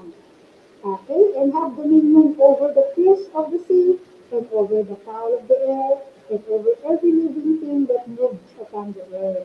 So you can see that in Genesis 1:28. And sabi rin sa Bible, sex outside of marriage is considered a sin. We likely already know. So alam niyo na marami ang pangilang commandment, you shall not commit adultery. That is one of the 10 commandments, but the Bible has many, many more verses about adultery. According to Hebrews 13:4, let marriage be held in honor among all, and let the marriage bed be undefiled. For God will judge the sexually immoral and adulterers. Within a marriage, partners are meant to be faithful to God and each other. So, the sexually immoral person sins against his own body. So, sa mga Kristiyano, 1:1. So, ang ating mga Muslim brothers, ang mga kalalakihan po, may privilege sila na may requirement din kung pwede silang magkaroon ng more than one wife. But just the same, it is within their culture and their biblical policy on having more than one wife. Okay, then 1 Corinthians 6:18-20. So, kapag tayo ay naging immoral na sexual, every other, hindi lang tayo nagkakasala sa Panginoon at sa opposite sex or sa ibang tao, but mismo sa ating body. So, the body is not meant for sexual immorality, but for the Lord, and the Lord for the body. So, if a person physically cheats on their spouse, they aren't only dishonoring their marriage, they're dishonoring God. So, pagdasal natin yung ibang magulang na nagkakaroon ng mga problema sa ganitong usapin. Yan. And siyempre, ang isang usong usapan, yung same-sex marriage. So, there was news before na the Pope is in favor of same-sex marriage. However, just this September 15, 2021, Pope arrived in Vatican and he was talking to Matteo Brigay, and he told the audience that I have spoken clearly about this. No? Marriage is a sacrament. He repeated, marriage is a sacrament. The church doesn't have the power to change sacraments. It's as our Lord established. These are laws that try to help the situation for many people of different sexual orientation. It is important that these help people, but without imposing things that by nature do not function in the church. Pero sabi nito, kung gusto talaga nilang mabuhay together ang mga homosexual couple, ang mga bansa dapat na magbigay ng suporta sibil sa kanila. Bigyan sila ng proteksyon sa mga usaping pagmamana at kalusugan. And syempre, ano ang say ng ating Secretary Diones? Magbigay ng proteksyon sa karapatan ng mga batang mag-aaral ng mabuting edukasyon at maayos na kalusugan upang matulungan ang ating mga Pilipinong mag-aaral na makumpleto kahit man lang po ang basic education nang walang inaalala sa kanilang usaping pangkalusugan. At isa pa, ang sabi ni Ma'am Deones, ang DepEd po ay kinikilala ang role at responsibility ng ating mga school system. So, saludo tayo sa ating mga school principal, sa ating mga public space district supervisor, sa ating mga educational public supervisor, subject coordinator na nagtataguyod ng implementasyon ng ating comprehensive sexuality education. And syempre, tinutugunan ng ating CSE ang mabawasan ang ating mga problema sa ating kalusugan at maipalaganap natin ang pagkakapantay-pantay ng mga kasarian, gender equality, and empowerment of all gender. Ayan. Ilang minutes pa tayo, Sir na. And siyempre, mahalagang malaman nyo ang kaibahan ng sex and gender. Kailangan, pag sinabing sex, it refers only to the biological component of a male or a female species. Ito yung ating mga biophysiological attributes. Yan. Tumutukoy sa ari kung babae ba o lalaki. Ngayon, yung sex, nagiging madami, nagiging maraming species, nagiging gender issue. Kasi meron tayong mga cultural or socially construed roles, personality traits, attitudes, behaviors, relative power, and influence ascribed to males and females. So pag sinabing gender, medyo may meaning niya sa ating katayuan sa lipunan. Is it masculine or feminine? So pag mahilig sa pink, babae yan. Pag blue, lalaki yan. So, kapag sa haligi ng tahanan, tatay yun. Pag ilaw ng tahanan, nanay yun. So may mga gender, connotation. Siyempre, hangad natin ang isang ligtas na paaralan na walang sexual harassment sa iba't ibang gender ng ating mga adolescents, ng ating LGBT. So, actually, 5 years ago, June 22, 2017, na-feature ang ating bansa sa Human Rights Watch Organization, kung saan dito na-report na sa atin dito sa Pilipinas ay may mga nabibiktima ng bullying ng mga lesbian, gay, bisexual, and transgender sa mga secondary school. So, meaning to say, sa elementary, hindi pa ganun kakalamak o ka-intense. Pagdating sa high school, nagkaroon tayo ng record of abuses. So, nawa ito ay ma-address ng ating mga eskwelahan. Okay, so ito medyo konting trivia sa inyo na hindi na lamang apat ang gender. Meron na tayo more than 4. So LGBTQIA, it stands for lesbian, gay, bisexual, trans, queer, intersex, asexuality, at yung plus, pwedeng mix of any of those. So pag sinabing lesbian, homosexual female, gay, homosexual male, bisexual, pwede sa dalawa. Trans is that person na nag-transgender na, okay, yung kanyang private part from male, naging female, vice versa. So ito yung mga queer gender questioning. Hindi pa siya nakakapag-decide.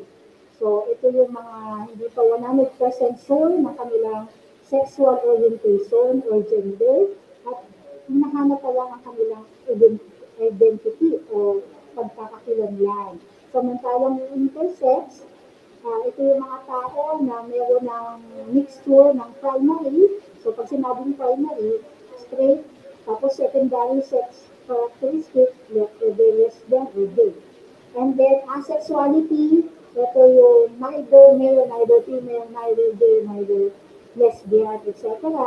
Meaning, wala silang sexual attraction to any people. And syempre, sabi nga, God made your body, Jesus died for your body, and He expects you to take care of your body. Okay? According to Rick Warren, the author of A Purpose-Driven Life. So, ingatan mga kabataan ang inyong katawan. Huwag maging pabaya sa katawan. Huwag maging dugyot.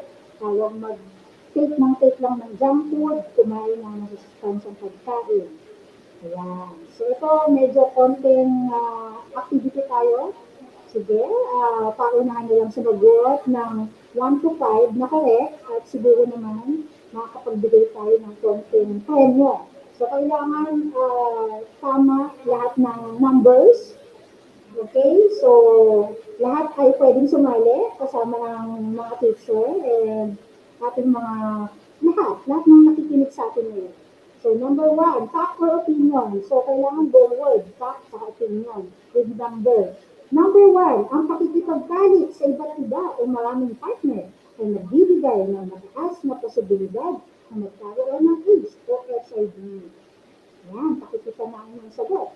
Number 2, ang di pagligo tuwing mayroong menstruation period ay mainam sa mga kababaihan. Number 3, ang paggamit ng kondom ay mahusay na paraan upang matigilan ang pagbubuntis. Number 4, ang sexual education ay tinuturo mula pa sa kinder ayon sa curriculum ng DepEd. And number 5, ang maagang pagbubuntis ay dahil sa kapabayaan ng magulang. Ayan. Meron ba tayong teacher na makakapagsagot sila? Yan. Unang tamang sagot ng numbers 1 to 5, I think kayang-kayang bigyan ng premyo ng ating medical officer si Doc Rich. And finally, do you not know that your bodies are temples of the Holy Spirit who is in you, whom you have received from God? You are not your own. You were bought at a price. Therefore, honor God with your bodies. So please, my dear students of DepEd Pasay City, pakingatan ang ating sexualidad. From head to toe, kayo ay mahalagang nilalang ng ating Panginoon. Please do not make yourself insecure about others. So, no need to feel bad kung medyo wala kang malusog na breast, hindi rin naman yan sukatan ng pagkababae. So, kaya naman matangos ang ilong, etc. Be yourself, be grateful of what you are. If you are female or male, then embrace what you have. And of course, be ready to be educated in DepEd Pasay. Through the help of our nurses and our youth coordinator, Sir Leonard, congratulations. And with that, mabuhay at God bless every student of DepEd Pasay City. Thank you.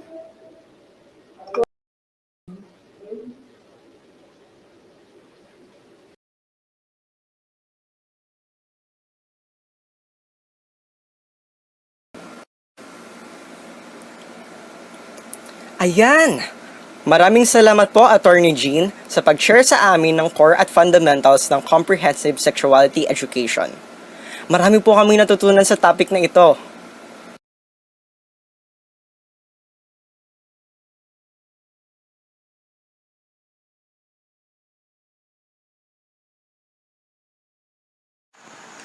Tama, partner! Napaka-concise ang paglalahad ni Attorney Jean sa CSE topic.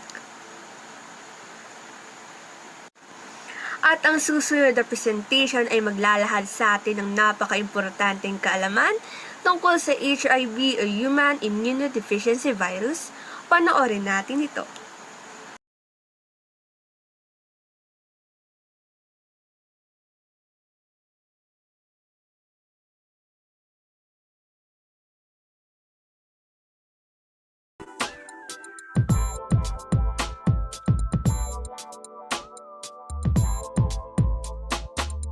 Oh, may trabaho ka na ate at kuya. Anong life at love story ang gusto mo? Ito ang life at love story ko. Ilang taon na din ako sa work ko. At sa sipag at sigla, bonggang candidate ako sa promotions. Siyempre, super bonggang pakikisama ko sa trabaho, no? At huwag niyo akong husgahan. Wait! Ang sweldo ko, hinahati ko. Para sa magulang, para sa kapatid na pinapag-aral, para sa gadgets, at para sa gimmick. Kaya kung makikipag-eyeball ako ngayon, sa taong matagal ko nang nakachat sa internet, I just deserve to be happy. Pero ano ba ang ligaya sa iyo? Ang kaligayahan ko ay makilala ko ang tipo kong lalaki. You know, eyeball kami, tapos pa-cute konti, and then dito tutuloy ang ligaya. At dahil type na type ko siya, papayag ako ng condom, itabi muna. Hello girl, kikember ka na nga, delikado pa. Madami sa atin ayaw gumamit ng kondom. Eto, sabi ng supervisor ko, candidate ako sa promotions dahil sa sipag at sigla ko daw sa trabaho at super friendly sa mga kasamahan. Ang sweldo ko, maayos kong hinahati. Ang gimmick para sa akin ay pagkakataong magpakaligaya. pero bro, ano ba ligaya sa'yo?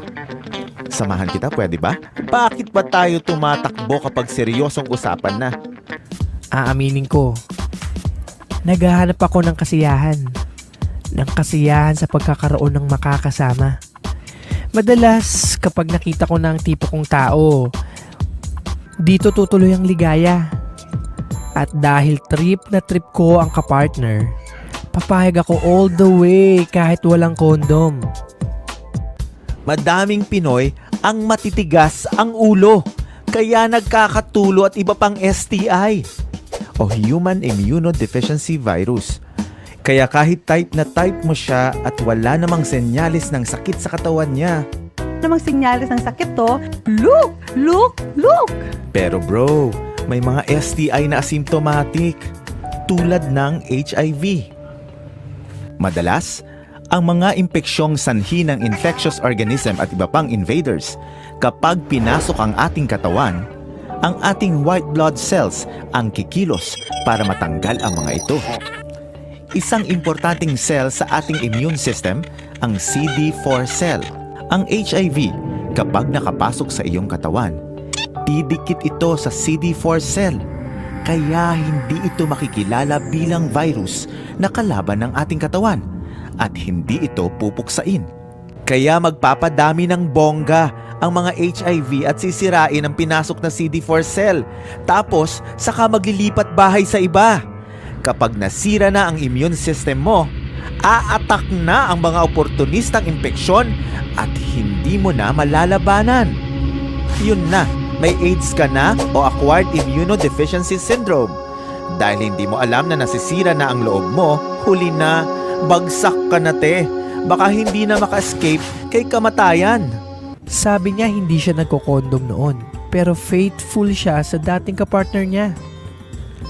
Ang problema, kaya sila naghiwalay ay dahil hindi faithful ang kapartner niya noon at hindi ito gumagamit ng kondom.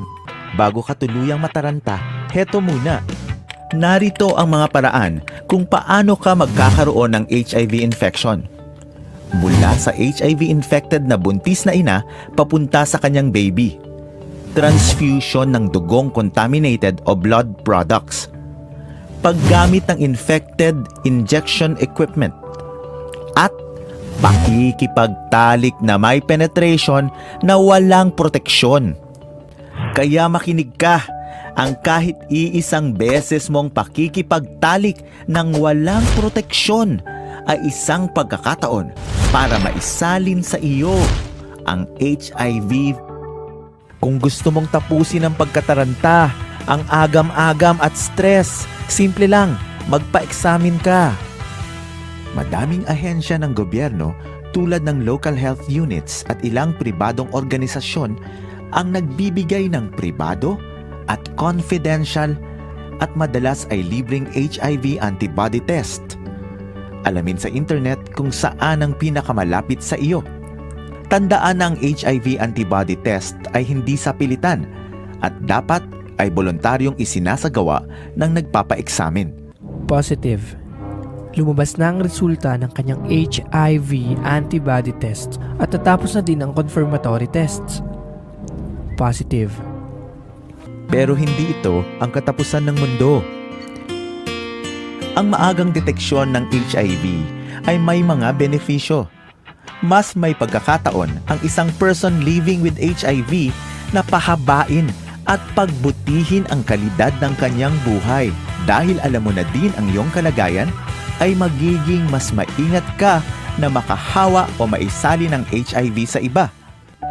I'll be honest, gusto ko siya pero kinakabahan ako dahil positive siya. Una, hindi ka naman dapat kabahan o matakot dahil wala namang ibang paraan para mahawa ng HIV kung hindi ang pagsasalin lang ng bodily fluids at exception pa dito ang laway. Ibig sabihin, kahit magpalitan kayo ng kutsara, baso, pinggan, sabon, tuwalya, kahit magyakapan kayo maghapon at araw-araw, kung wala siyang sugat at wala kang sugat na magtatapat, hindi kanya mahawaan. Siya ang mas dapat matakot sa iyo.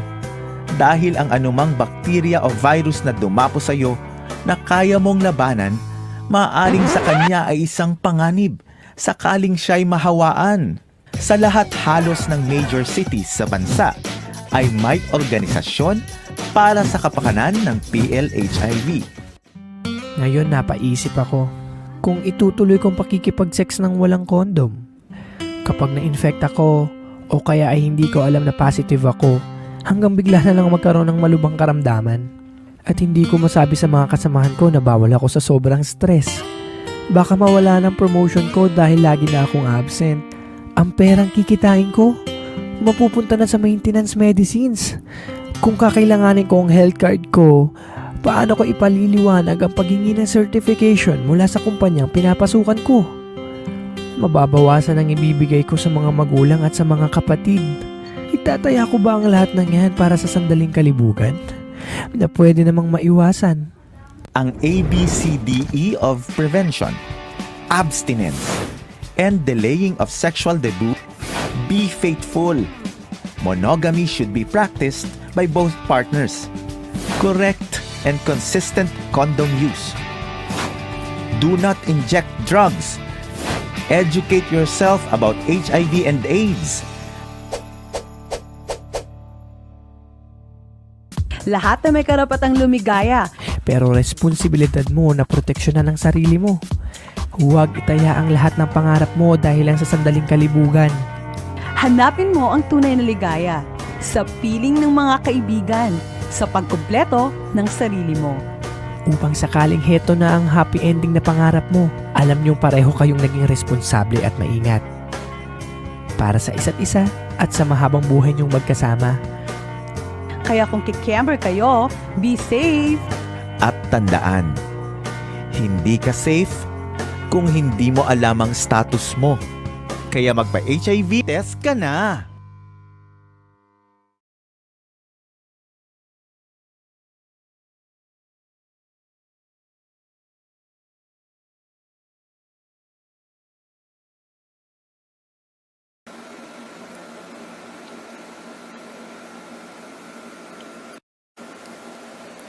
You know, in this time of ours, marami ang naliligaw sa landas, napapariwara at sumusubok ng iba't ibang bagay. Ngunit dapat nating alalahanin na may consequences lahat ng maaari nating gawin. Kaya dapat, ngayon pa lang, aware tayo sa maaaring consequences ng actions natin. At talagang dapat pag-isipan bago gawin ang isang bagay.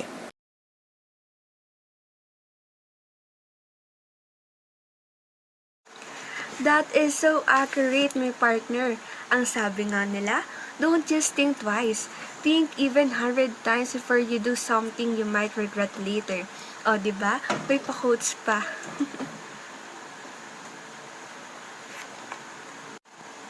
And now, I will be introducing our next speaker. He is from the Philippine Air Force, Civilian Human Resource Department, to deliberate the effects of substance abuse. Please welcome Mr. Corrado D. Revelisa.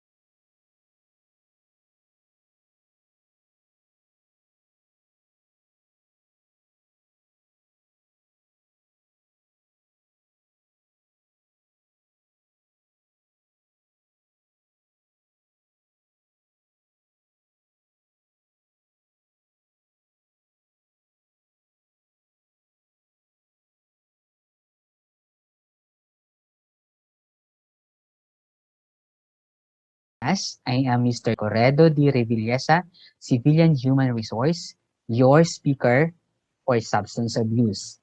I am a graduate of Bachelor in Elementary Education at City University of Pasay, licensed professional teacher, and my position here in the Philippine Air Force is Administrative Officer 2, Human Resource Management Officer 1, designated as Civilian Unit Supervisor of 1301st Philippine Air Force Dental Dispensary, also assigned in the office of the Directorate for Civil Military Operations 520 or 520th Air Base Wing.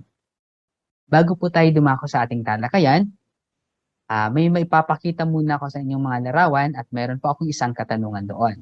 Tara? Okay. Ano-ano kayang mga salita ang pumapasok sa inyong isipan batay sa nakikita ninyong larawan? Tama. Ito ay isang gamot at ito ay isang uri ng paggamit ng ipinagbabawal na gamot. Okay? Yan. What is drugs? When we say drugs, it refers to any substance other than food and water that is intended to be taken or administered for the purpose of altering, sustaining, or controlling recipient's physical, mental, or emotional state. Okay, kung makikita niyo sa larawan, yan mga gamot. Tanong, ang biogesic ba isang drug o isang gamot? Tama, ito isang drug. Okay, masasabi natin tong substance abuse or drug abuse kapag ito ay ginamit ng hindi tama or hindi naaayon sa inyong karamdaman or kapag ginamit ito ng sobra-sobra. Kasi lahat ng sobra ay masama, di ba? Okay. Next. Ayan. Drug abuse or substance abuse. What does it mean? This is the use of any chemical substance, licit or illicit, resulting to individual's physical, mental, or social impairment.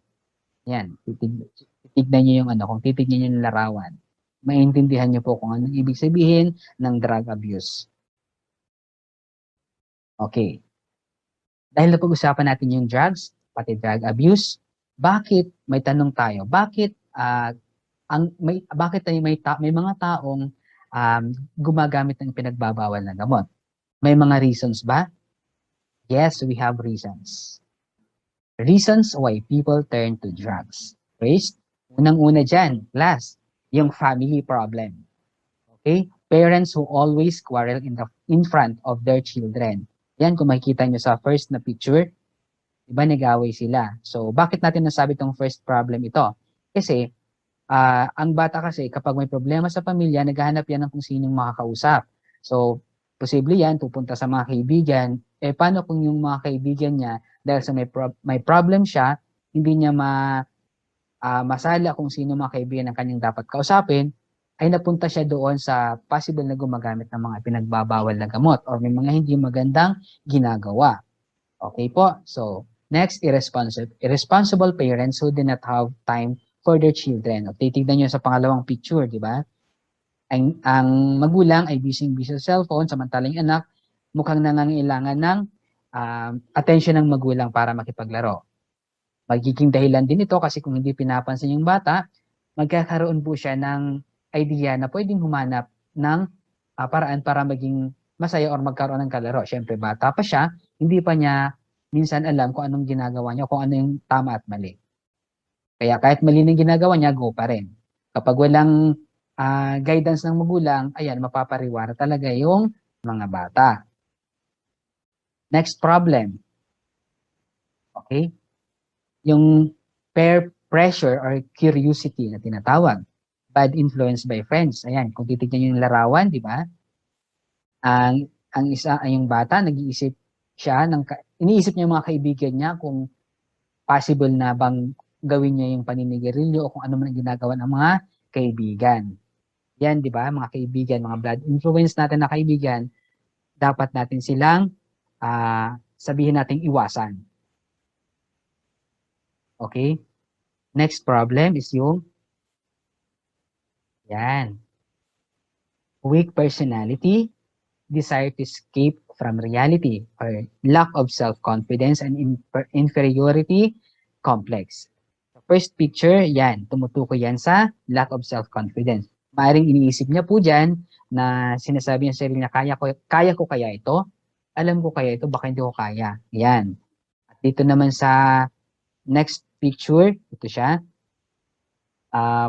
portraying someone, halimbawa gusto niya maging artista siya dahil sa mahilig siyang ikumpara yung sarili niya kumbaga. So, dahil sa ginagawa niyang kinukumpara yung sarili niya, minsan pag yung isang tao na makumparahan ng sarili ay medyo may kaya or medyo may magandang buhay, syempre madadown yung sarili mo at iisipin mo, ang ano ko naman, ang malas ko naman.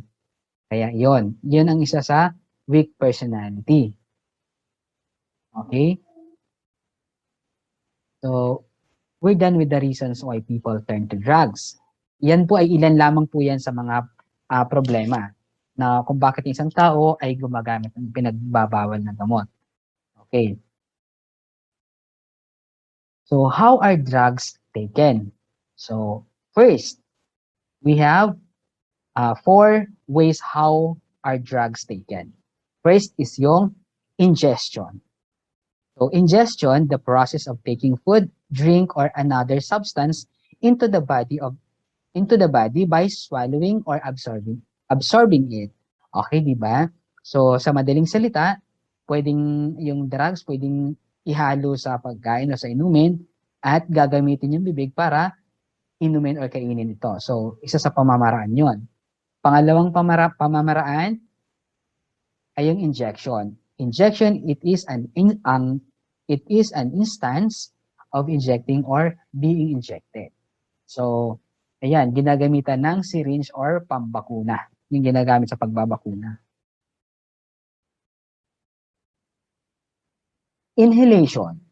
Inhalation is the action of inhaling, of course, or breathing in. So, yan, ginagamit yung ilong or bibig para sipsipin or higupin or amuyin ang usok na nagmumula sa pinagbabawal na gamot. Yan. In the next one, the fourth, suppository. Another way to deliver a drug through the use of anus. Okay. So, yan, ang pinapakita sa larawan, ayon sa aking pananaliksik, doon sa mga taong gumamit na ng ipinagbabawal na gamot, pero gumaling na po sila. Ang sabi nila, ang epekto daw ng drugs kapag idinaan sa puwet ay mabilis. Mabilis itong umepek. Pero paalala lang class, wag na wag susubukan ang alinman sa pamamaraan kung paano i-take yung drugs. At wag na wag kayong gumamit ng pinagbabawal na gamot. Okay po ba tayo class? Nagkakaintindihan po tayo? Okay, very good. So, we're done with how drugs taken. Let's proceed. The 3 general drug classifications according to effects. Okay, the first one, depressants. Depressants are these are drugs which has the effects of depressing the central nervous system that results to impairment of judgment, hearing, speech, and muscular coordination. It also causes depression, relieve pain, induces sedation or sleep, and of course, suppress cough. So, ibig sabihin, sa madaling salita, ito yung epekto sa katawan ng tao. Yung makikita yung katawan natin, kahit physical, emotional, or spiritual, ng pagka-depress. Okay po. Okay. Stimulants. These are drugs which have the effects of stimulating the central nervous system. It produces effect opposite to depressants. These drugs, instead of bringing relaxation in sleep, they produce increased mental alertness, wakefulness, reduce hunger, and provide a feeling of well-being. Ayan, ito kung sa madaling salita, pampagising ito. Kung yung isa pampadepress, ito pampagising. Kahit yung katawan mo pagod na pagod, antok na antok, pero yung mata mo dilat na dilat, namumula na sa kadidilat dahil hindi makatulog. Okay po? Okay. Ayan, hallucinogens. These are drugs that are considered to be mind-altering, which distort reality, thinking, and perception of time, sound, space, and sensation. The user experiences hallucinations or false perceptions. Sa madaling salita, ito po ay yung mga di pangkaraniwang nakikita ng pangkaraniwang tao or maling guni-guni.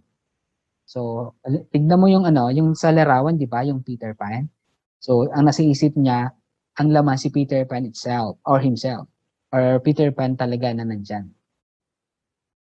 Another example, nag-hallucinate ka, parang nakikita mo yung ang crush mo.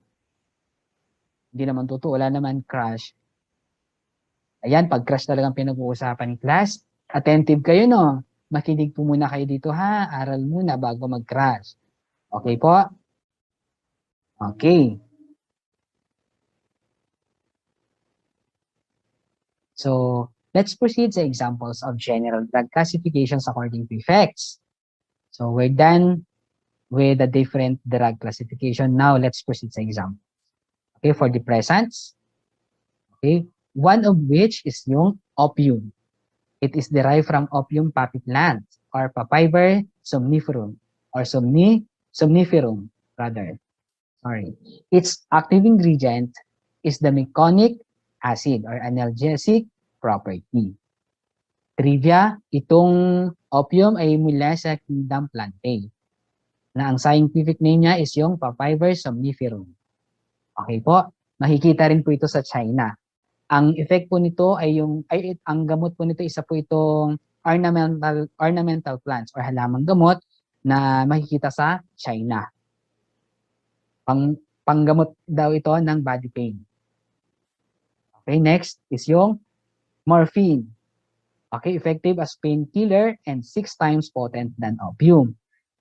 Morphine exerts action characterized by analgesia, drowsiness, mood changes, and mental clouding. So, ibig sabihin lang nito, ito po ay yung epekto ng ito ay isa sa epekto ng depressant, ay isang gamot ng depressant. Okay, isang uri ng ipinagbabawal na gamot. Next is yung heroin. So, 3 to 5 times more powerful than morphine and very addictive po ito siya with continued use. Addiction occurs within 14 days. Tatandaan po natin yan na napaka-tindi rin po nito. Talagang nangyayari talaga ito sa totoong buhay kaya wag natin to class susubukan ha. Promise nyo yan. Okay, let's proceed sa stimulants. Example of stimulants is yung shabu. It is chemically known as methamphetamine hydrochloride. It is a central nervous system stimulant and sometimes called ito yung upper or speed. Maririnig nyo rin po ito sa kanto na seed kapag makarinig kayo niyan. Pero wag naman judgmental ha. Baka yung nagsabing seed, may pinabibili talaga yung na seed. Maging observant pa rin kayo. Wag bastang decide agad ha. It is a white colorless crystal powder with a bitter numbing taste. It can be taken orally, inhaled, or snorted, sniffed, or injected.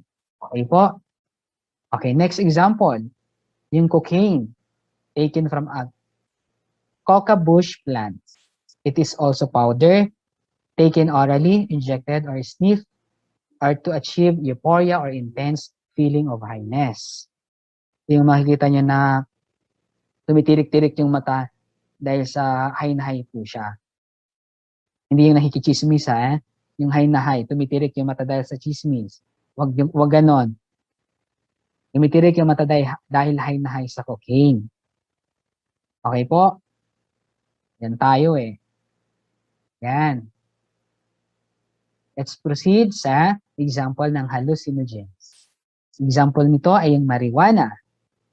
It is the most commonly abused hallucinogen. It can be grown extensively in the country. So ayan, many users choose to smoke marijuana for relaxation now. In the same way, people drink beer or cocktail at the end of the day. Parang kaparas din daw ito ng effect ng umiinom ka ng beer. The effects of marijuana include a feeling of grandeur. Ibig sabihin din yung sinasabi ng ang sarap ng pakiramdam ko, parang wala akong problema, parang feeling heaven daw. Yan si marijuana. Yan. Next example is yung STP or serenity, tranquility, and peace. It is chemical derivative of mescaline dose. Its effects are similar to the nerve gas used in chemical warfare. Ito po yun. So we're done with examples of the 3 classifications of drugs. Let's proceed sa Republic Act. Okay, yung Republic Act 9165, it is also known as the Dangerous Drugs Act of 2002. Ano bang nilalaman nito? Tara, aralin natin. Okay, ayon sa Section 5, ito yung title niya is Sale, Trading, Administration, Dispensation, Delivery, Distribution, and Transportation of Dangerous Drugs or Controlled Precursors and Essential Chemicals. Meron po itong penalty. Ito yung life imprisonment to death. Oh my God, di ba? Pagkakakulong hanggang mamatay. And a fine ranging from 500,000 pesos to 10 million pesos. Yan yung equivalent na penalty doon sa Section 5. Ano naman yung Section 15? Okay, sa Section 15 naman daw, it is use or its title is use of dangerous drugs.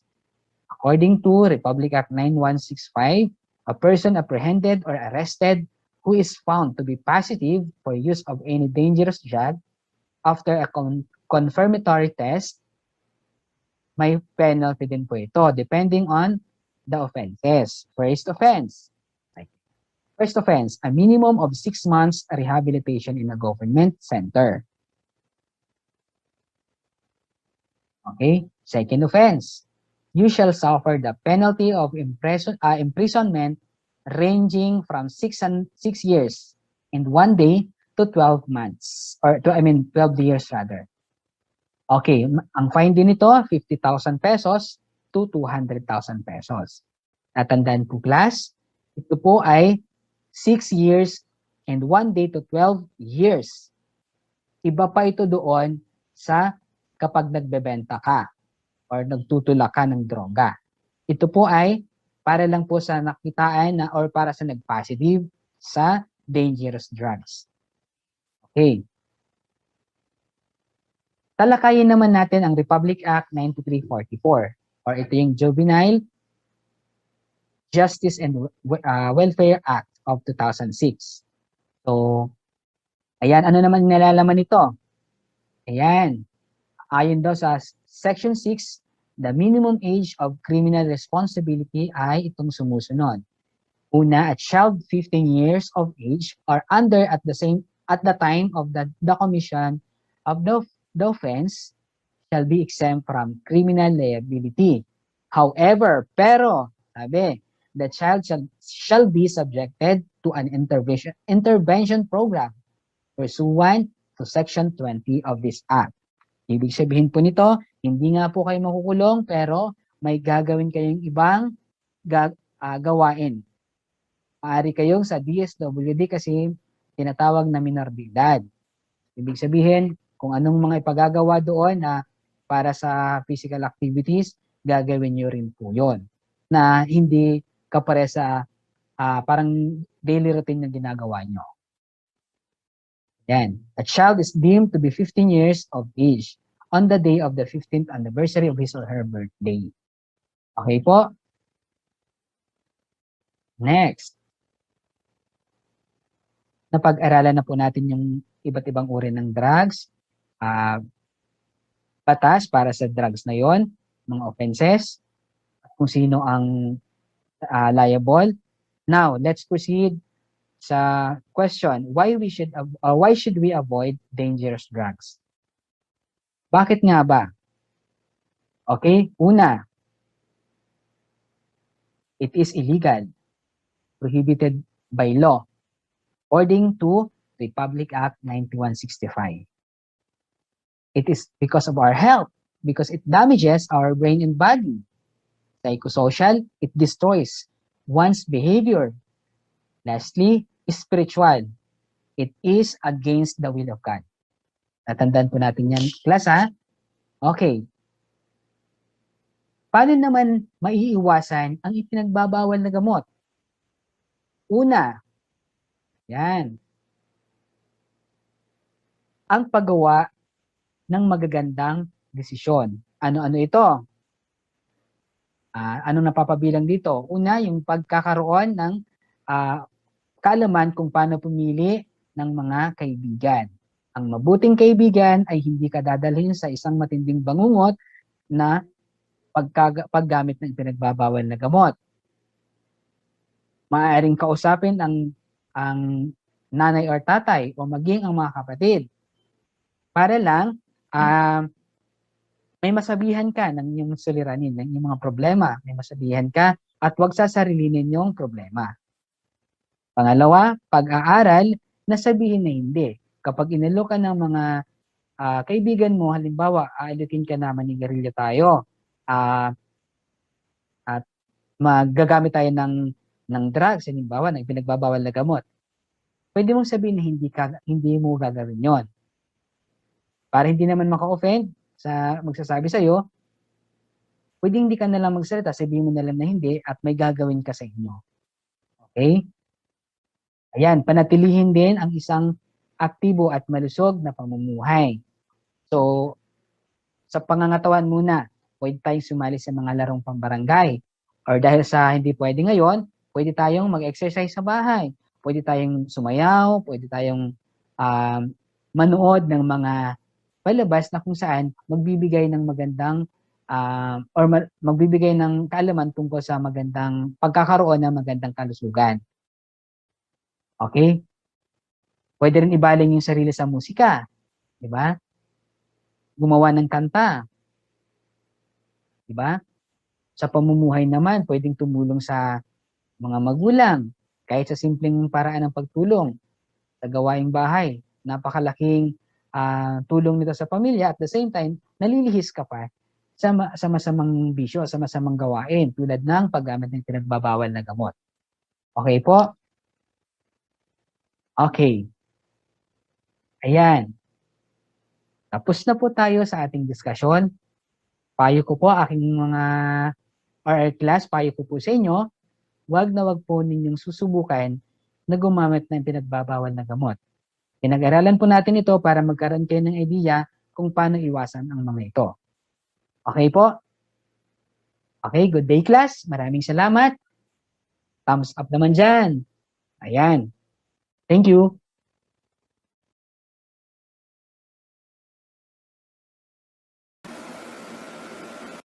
Salamat Sir Villeza sa pagbabahagi sa amin ng inyong kaalaman tungkol sa epekto ng substance abuse sa katawan at maging sa buhay ng isang tao. Again, thank you sir. At this moment, we'll be presenting the selected infographics video which was submitted by the schools from the division. Sila po ang napili matapos i-judge ng ating panel based sa criteria na 50% effectiveness, 25% originality and creativity, and 25% audio and visual quality. And the winners will receive a certificate of recognition and special prizes.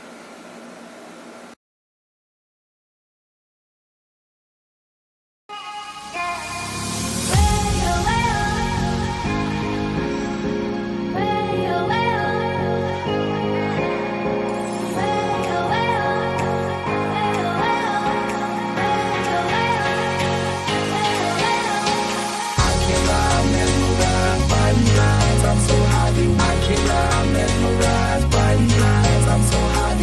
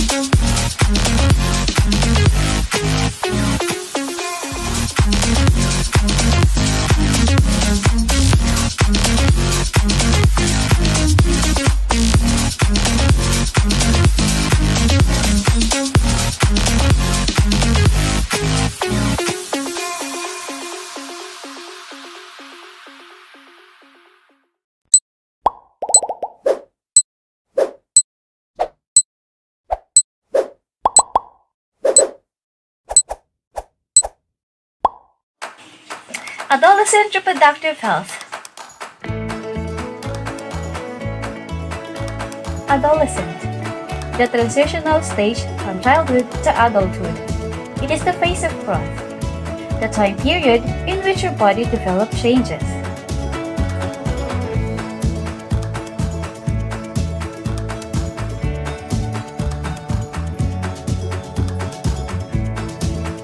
School and family connectedness during adolescence have a long-lasting positive effects into adulthood.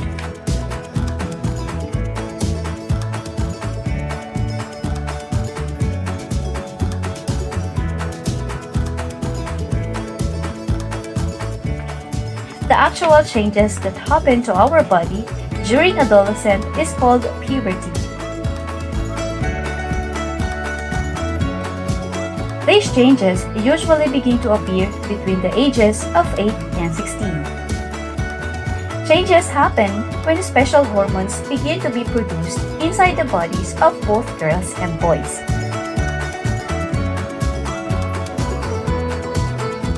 Physical, emotional, social changes happen during puberty.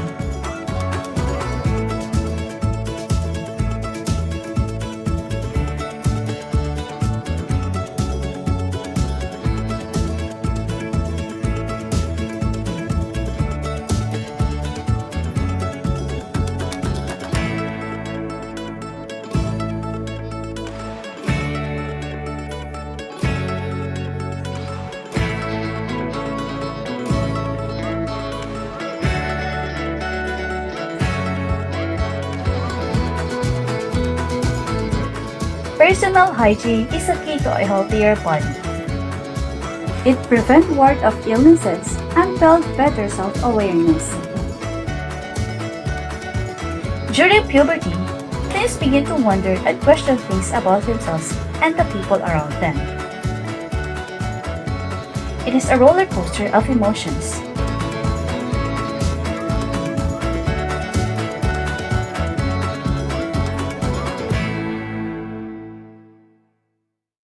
During this new normal, continuous support to their mental health can help them cope the stage of puberty.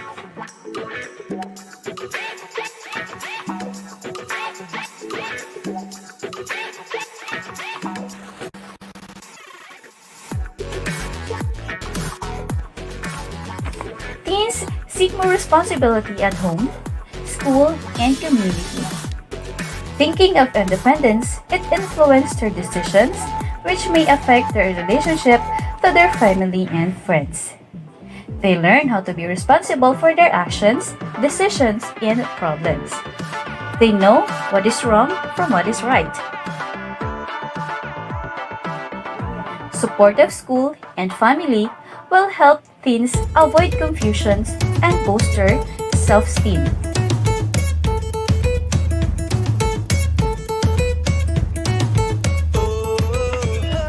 Monthly menstrual cycle. On average, it has 28-day cycle. The 4 phases of menstrual cycle. Menstruation or your period start.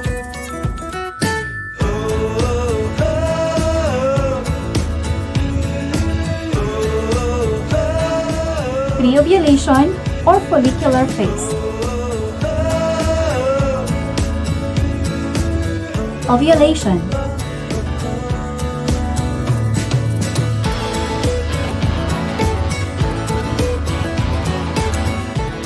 Pre-menstruation or luteal phase.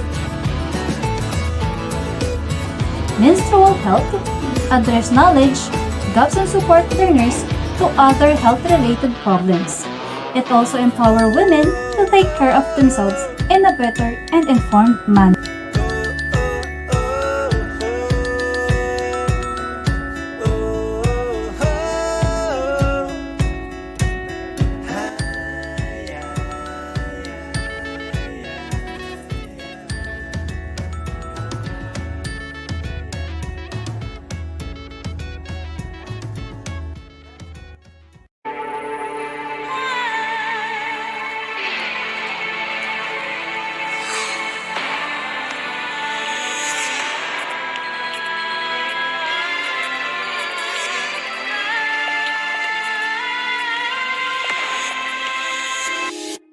Kalayaan National High School, present.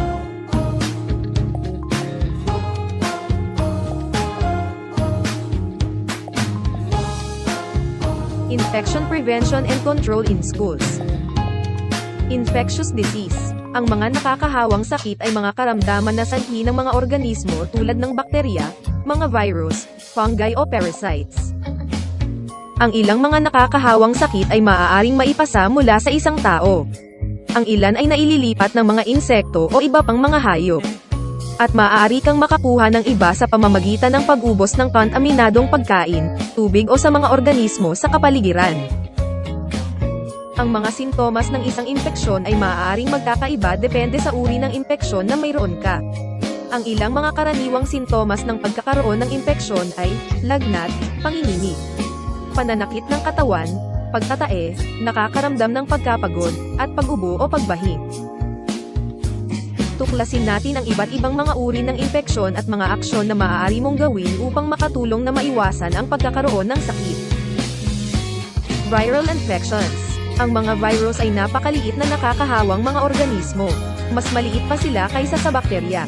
Ilang halimbawa ng mga viral infections ay influenza, common cold, measles, rubella, chickenpox, polio, human papillomavirus, human immunodeficiency virus, HIV, dengue virus, rabies at COVID-19.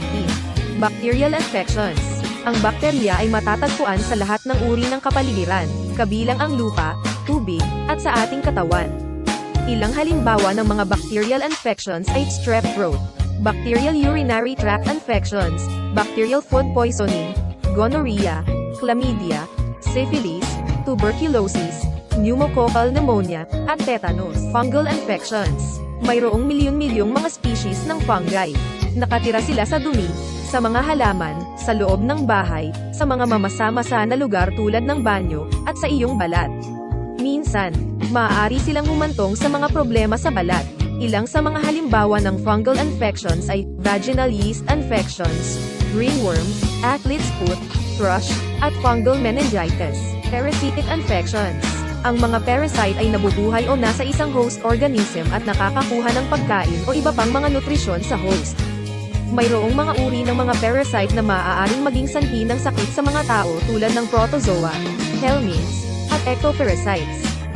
Ilang sa mga halimbawa ng parasites infection ay malaria, toxoplasmosis, trichomoniasis, tapeworm infection, roundworm infection, pubert and head lice at scabies. Prevent ang infection. Maraming mga paraan at gawain upang maiwasan ang pagkalat ng mga infeksyon. Tiyaking sundin ang mga tips sa ibaba. Ugaliin ang mabuting kalinisan sa kamay. Hugasan ang iyong mga kamay ng madalas, lalo na bago kumain o humawak ng pagkain, pagkatapos gamitin ang banyo, at bago hawakan ang iyong mukha o bibig. Magpabakuna. Maraming infeksyon ang maiiwasan sa pamamagitan ng mga bakuna. Iwasang magbahagi ng mga personal na item. Kasama rito ang mga baso sa pag-inom, sipilyo, at mga razor blades. Practice safe sex. Mag-ingat sa pagkain. Palaging maghanda ng pagkain sa mga kondisyon sa kalinisan, at tiyaking naiinit ito sa tamang temperatura bago kumain. Pag ikaw ay nakagat ng aso o pusa, agad kumonsulta sa pinakamalapit na Animal Bite Treatment Center para sa tamang paggamot. Gumamit ng mga insect repellent o spray. Ang mga produktong ito ay makakatulong sa iyo na maiwasan na makagat ng mga lamok o ticks. Takpan ang iyong bibig kapag umubo ka. Kung may sakit ka, siguraduhin itapon ng maayos ang lahat ng ginamit na tissue. Manatili sa bahay kung may sakit ka. Mapipigilan ito ang pagkalat ng infeksyon. Kumonsulta sa iyong doktor kung kailan ka makakabalik sa trabaho o paaralan. Kalayaan National High School.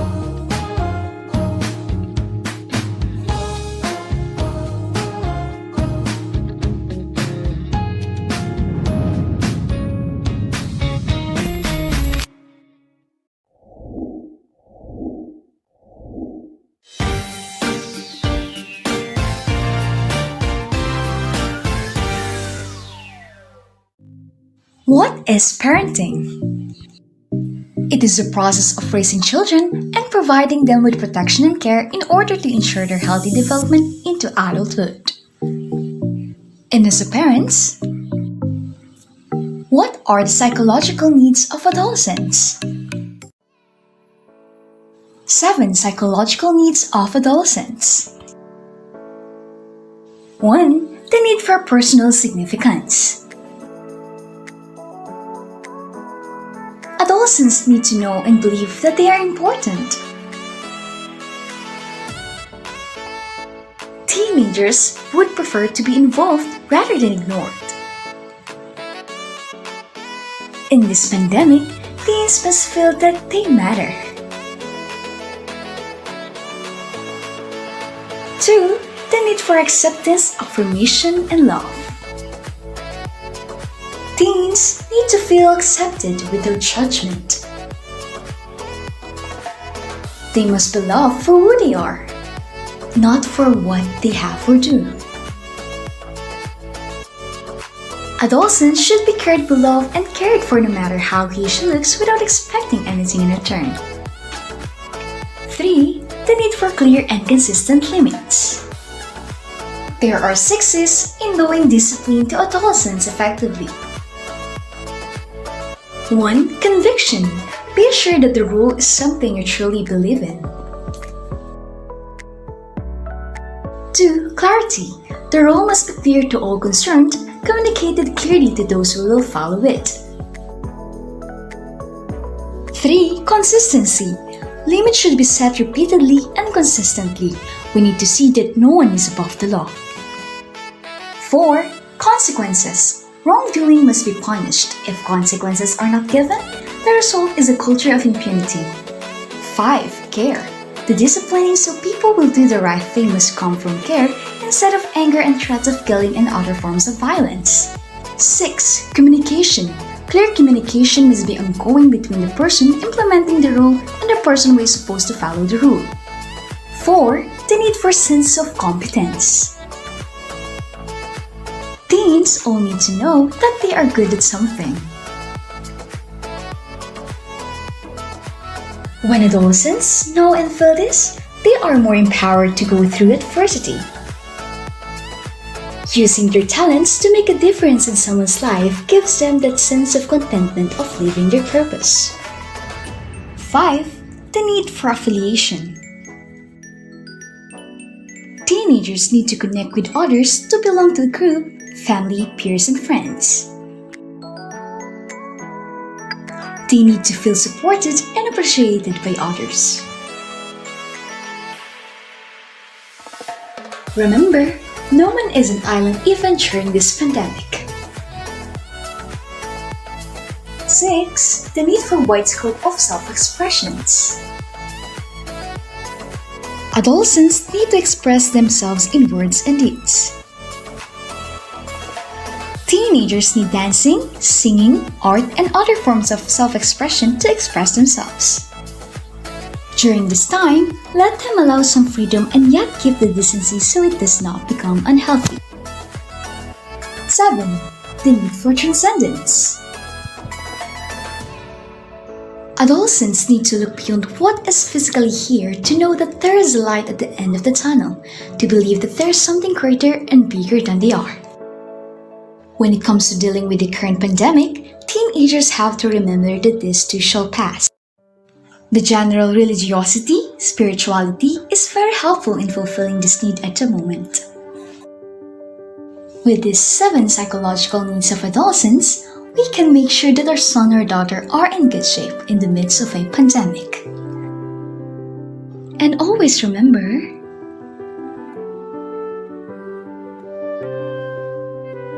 at the end of the day, the most overwhelming key to child success is the positive involvement of the parents, by Jane G. Hall.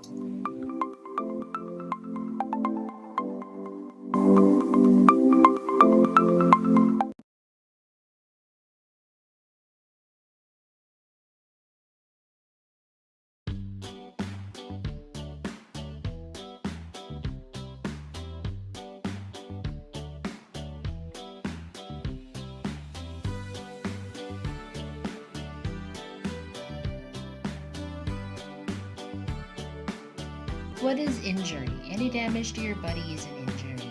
This can be caused by accidents or acts of violence. Injury prevention is an effort to prevent or reduce the severity of bodily injuries caused by external mechanisms such as accidents before they occur.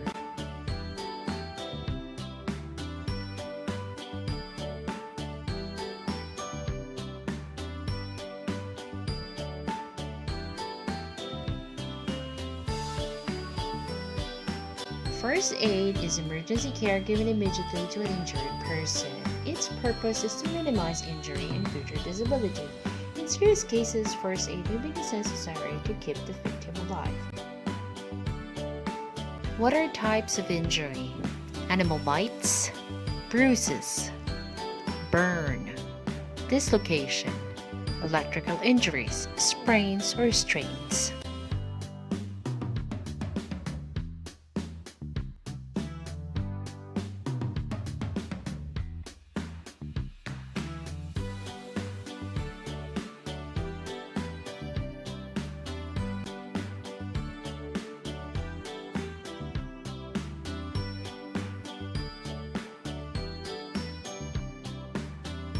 Wound. Common injuries of the skin and underlying tissues that result from exposure to external forces.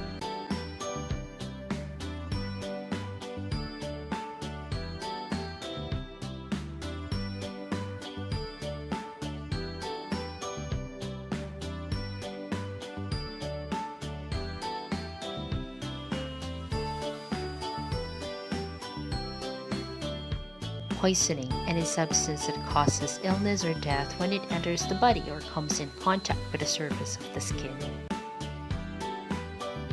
Food poisoning, an illness caused by eating contaminated food. It's not usually serious and most people get better within a few days without treatment.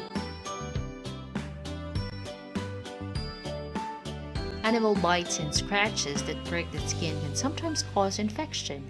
Some bites need stitches while others heal on their own.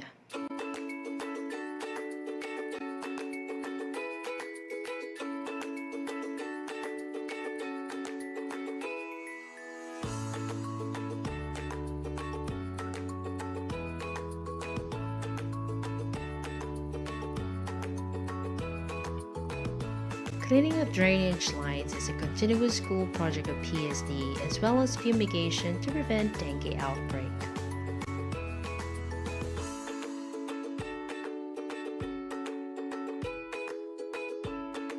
Nose bleeding is the loss of blood from the tissue that lines the inside of your nose. Anyone can get a nosebleed.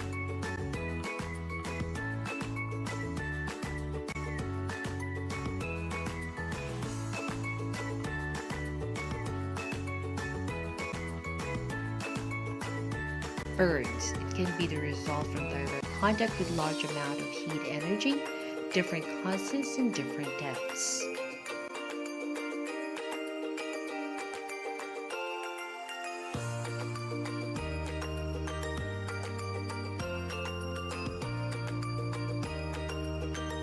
fire. Be aware. Fire is fast, fire is dark, fire is hot.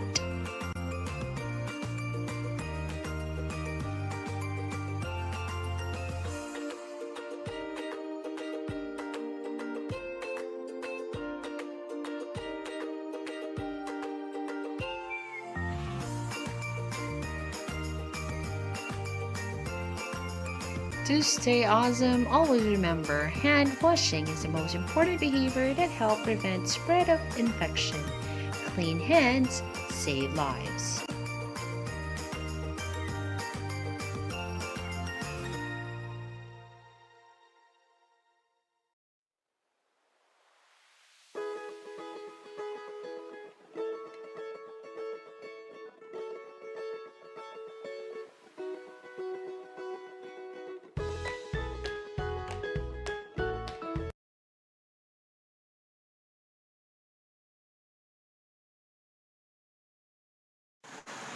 Wow! Sadyang pinag-isipan at pinaglaanan ng oras ng ating ERH focal persons, katuwang ang kanilang school DWG, para makapag-come up ng magagandang infographics. A warm up applause para sa mga selected infographics. Napakahusay. Pagpapasalamat din sa mga galing na hurado na naglaan ng kani-kanilang oras sa pagbusisi sa mga inilahok na infographics video. Ang mga infographics ito ay magiging resource materials ng mga school ng SDO Pasay na paglo-localize sa mga topics sa students. This will be available sa Google Drive para ma-access ng mga teachers. The link will be posted on the screen.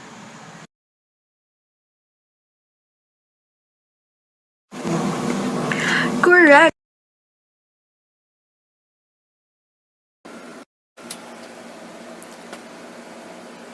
Partner, ang daming magagandang topic na na-impart sa atin today. From comprehensive sexuality education, to HIV, to substance abuse, and mga infographics na mahalaga ang role sa isang adolescent. Ito yung mga bagay na dapat natatakal o napag-uusapan para ang mga adolescent na tulad natin ay hindi nahihiya or nag-hesitate na magsabi. At syempre nga, laging ligtas ang may alam.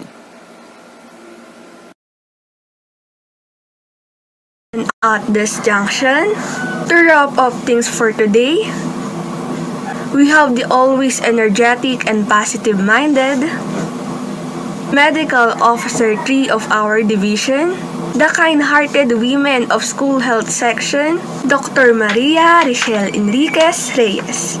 Take it away, Doc.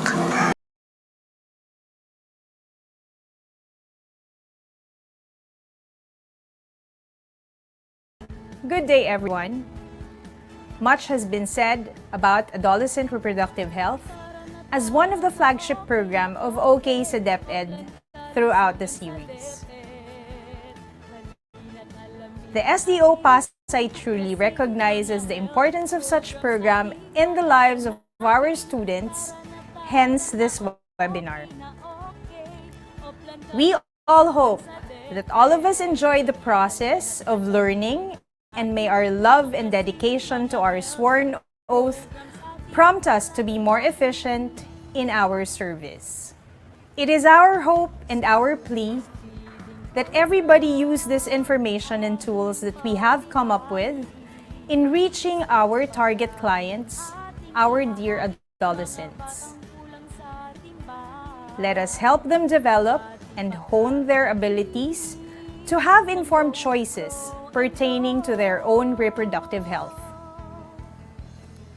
In behalf of our Schools Division Superintendent, Dr. Loretta B. Torrecampo, our OIC Assistant Schools Division Superintendent, Dr. Arturo A. Tolentino, our CID Chief, Mr. Librado F. Torres, and our ARH Technical Working Committee, let me say thank you for staying with us and thank you for actively participating in this worthwhile endeavor.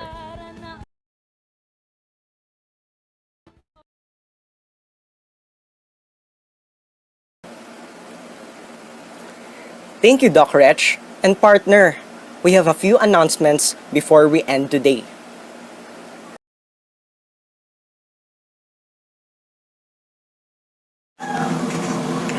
Yes, partner, tomorrow, September 24, 2021, next batch of our teen speakers, and a quick flash of our part 2 topics of ARH.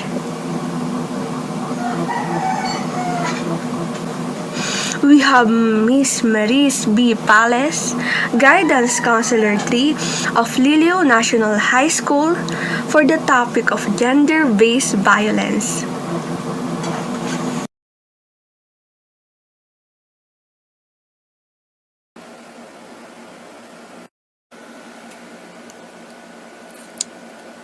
Next in line is Mr. Randy Wilson Delfino, Guidance Counselor of Pasay City West High School, with the topic of mental health. This will be followed by the teaser for the healthy relationships, sex and sexuality talks, cyber safety for teens, teenage pregnancies, life and family planning, and health leadership pre-recorded webinar series.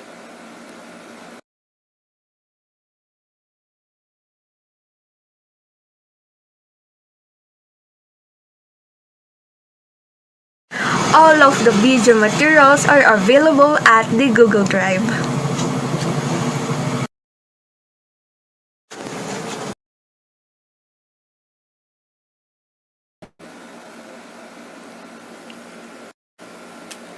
And partner, what's your takeaway for today's lectures?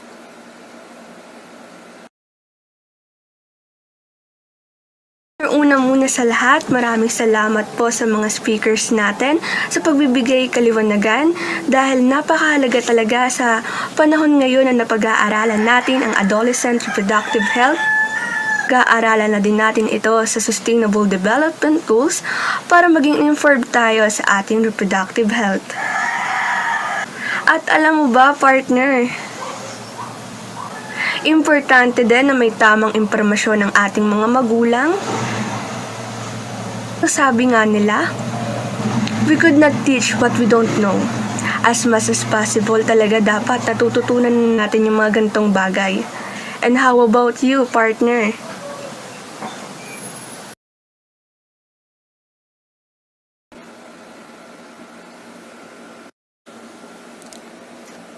Well, for me, the program today made me aware that there are many hurdles we must face and cautionary actions that we should take as we mature as adolescents. You know?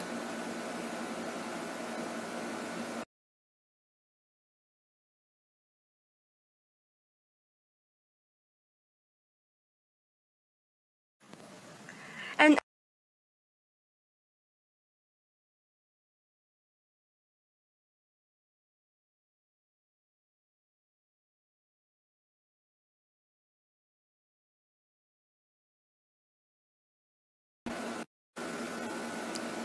well, that's it. Thank you dear teachers, students, and parents for staying with us today. We hope na marami kayong nabaon na insights from today's program. So this has been your host for today. Again, I'm Dwight Sherpa from Pasay City West High School. El Guerrero?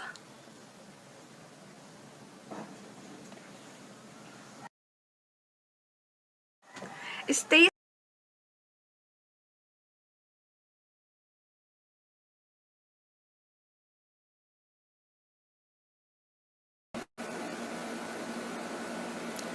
Thank you everyone.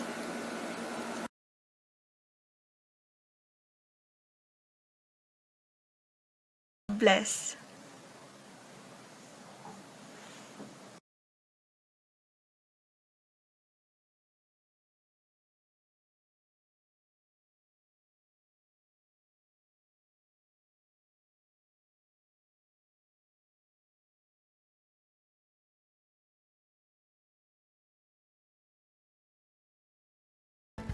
Good day, everyone. Much has been said about adolescent.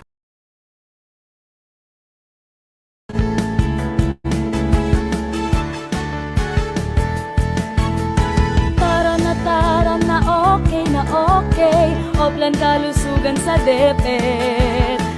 Halina't alamin atin ang tuklasin, mga health programs ating palaganapin. Tara na okay na okay, Oplan kalusugan sa DepEd. Halina't alamin atin ang tuklasin, mga health programs ating palaganapin. School-based feeding program ating pagtibayin. Wastong pagkain ating ihahain, mga batang kulang sa timbang. Ating pakakainin ng Go, Grow, and Glow.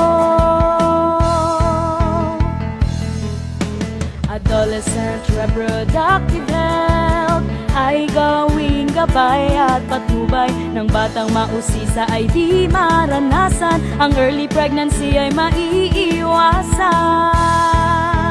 Kalusugan ay mahalaga sa edukasyon ng mga bata. Tayo na't magkaisa, halina tayo'y sumama.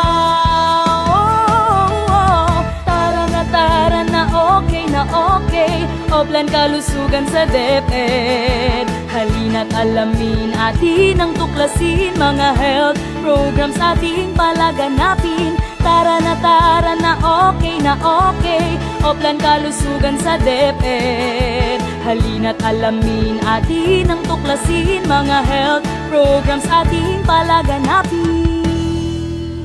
National Drug Education Program or NDE kung tawagin. Ito'y paigtingin, mga bisyo'y alisin. Sigarilyo at droga'y dapat nang puksain. Water sanitation and hygiene in schools ating kompletuhin, 3 stars ay abutin. Malinis na tubig, segregated na toilet, group hand washing at may napkin na rin. Kalusugan ay mahalaga sa edukasyon ng mga bata. Tayo na't magkaisa, halina tayo'y sumama. Tara na okay, Oplan kalusugan sa DepEd.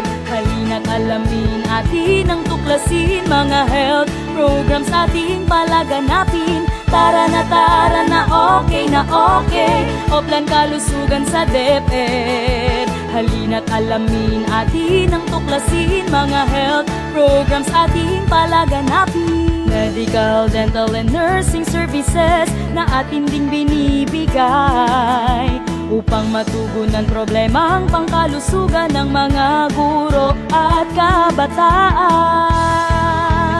Kalusugan ay mahalaga sa edukasyon ng mga bata. Tayo na't magkaisa, halina tayo'y sumama. Tara na okay, Oplan kalusugan sa DepEd. Halina't alamin atin ang tuklasin, mga health programs ating palaganapin. Tara na okay, Oplan kalusugan sa DepEd. Halina't alamin atin ang tuklasin, mga health programs ating palaganapin. Tara na okay, Oplan kalusugan sa DepEd. Halina't alamin atin ang tuklasin, mga health programs ating palaganapin. Okay talaga sa DepEd. Okay talaga sa DepEd.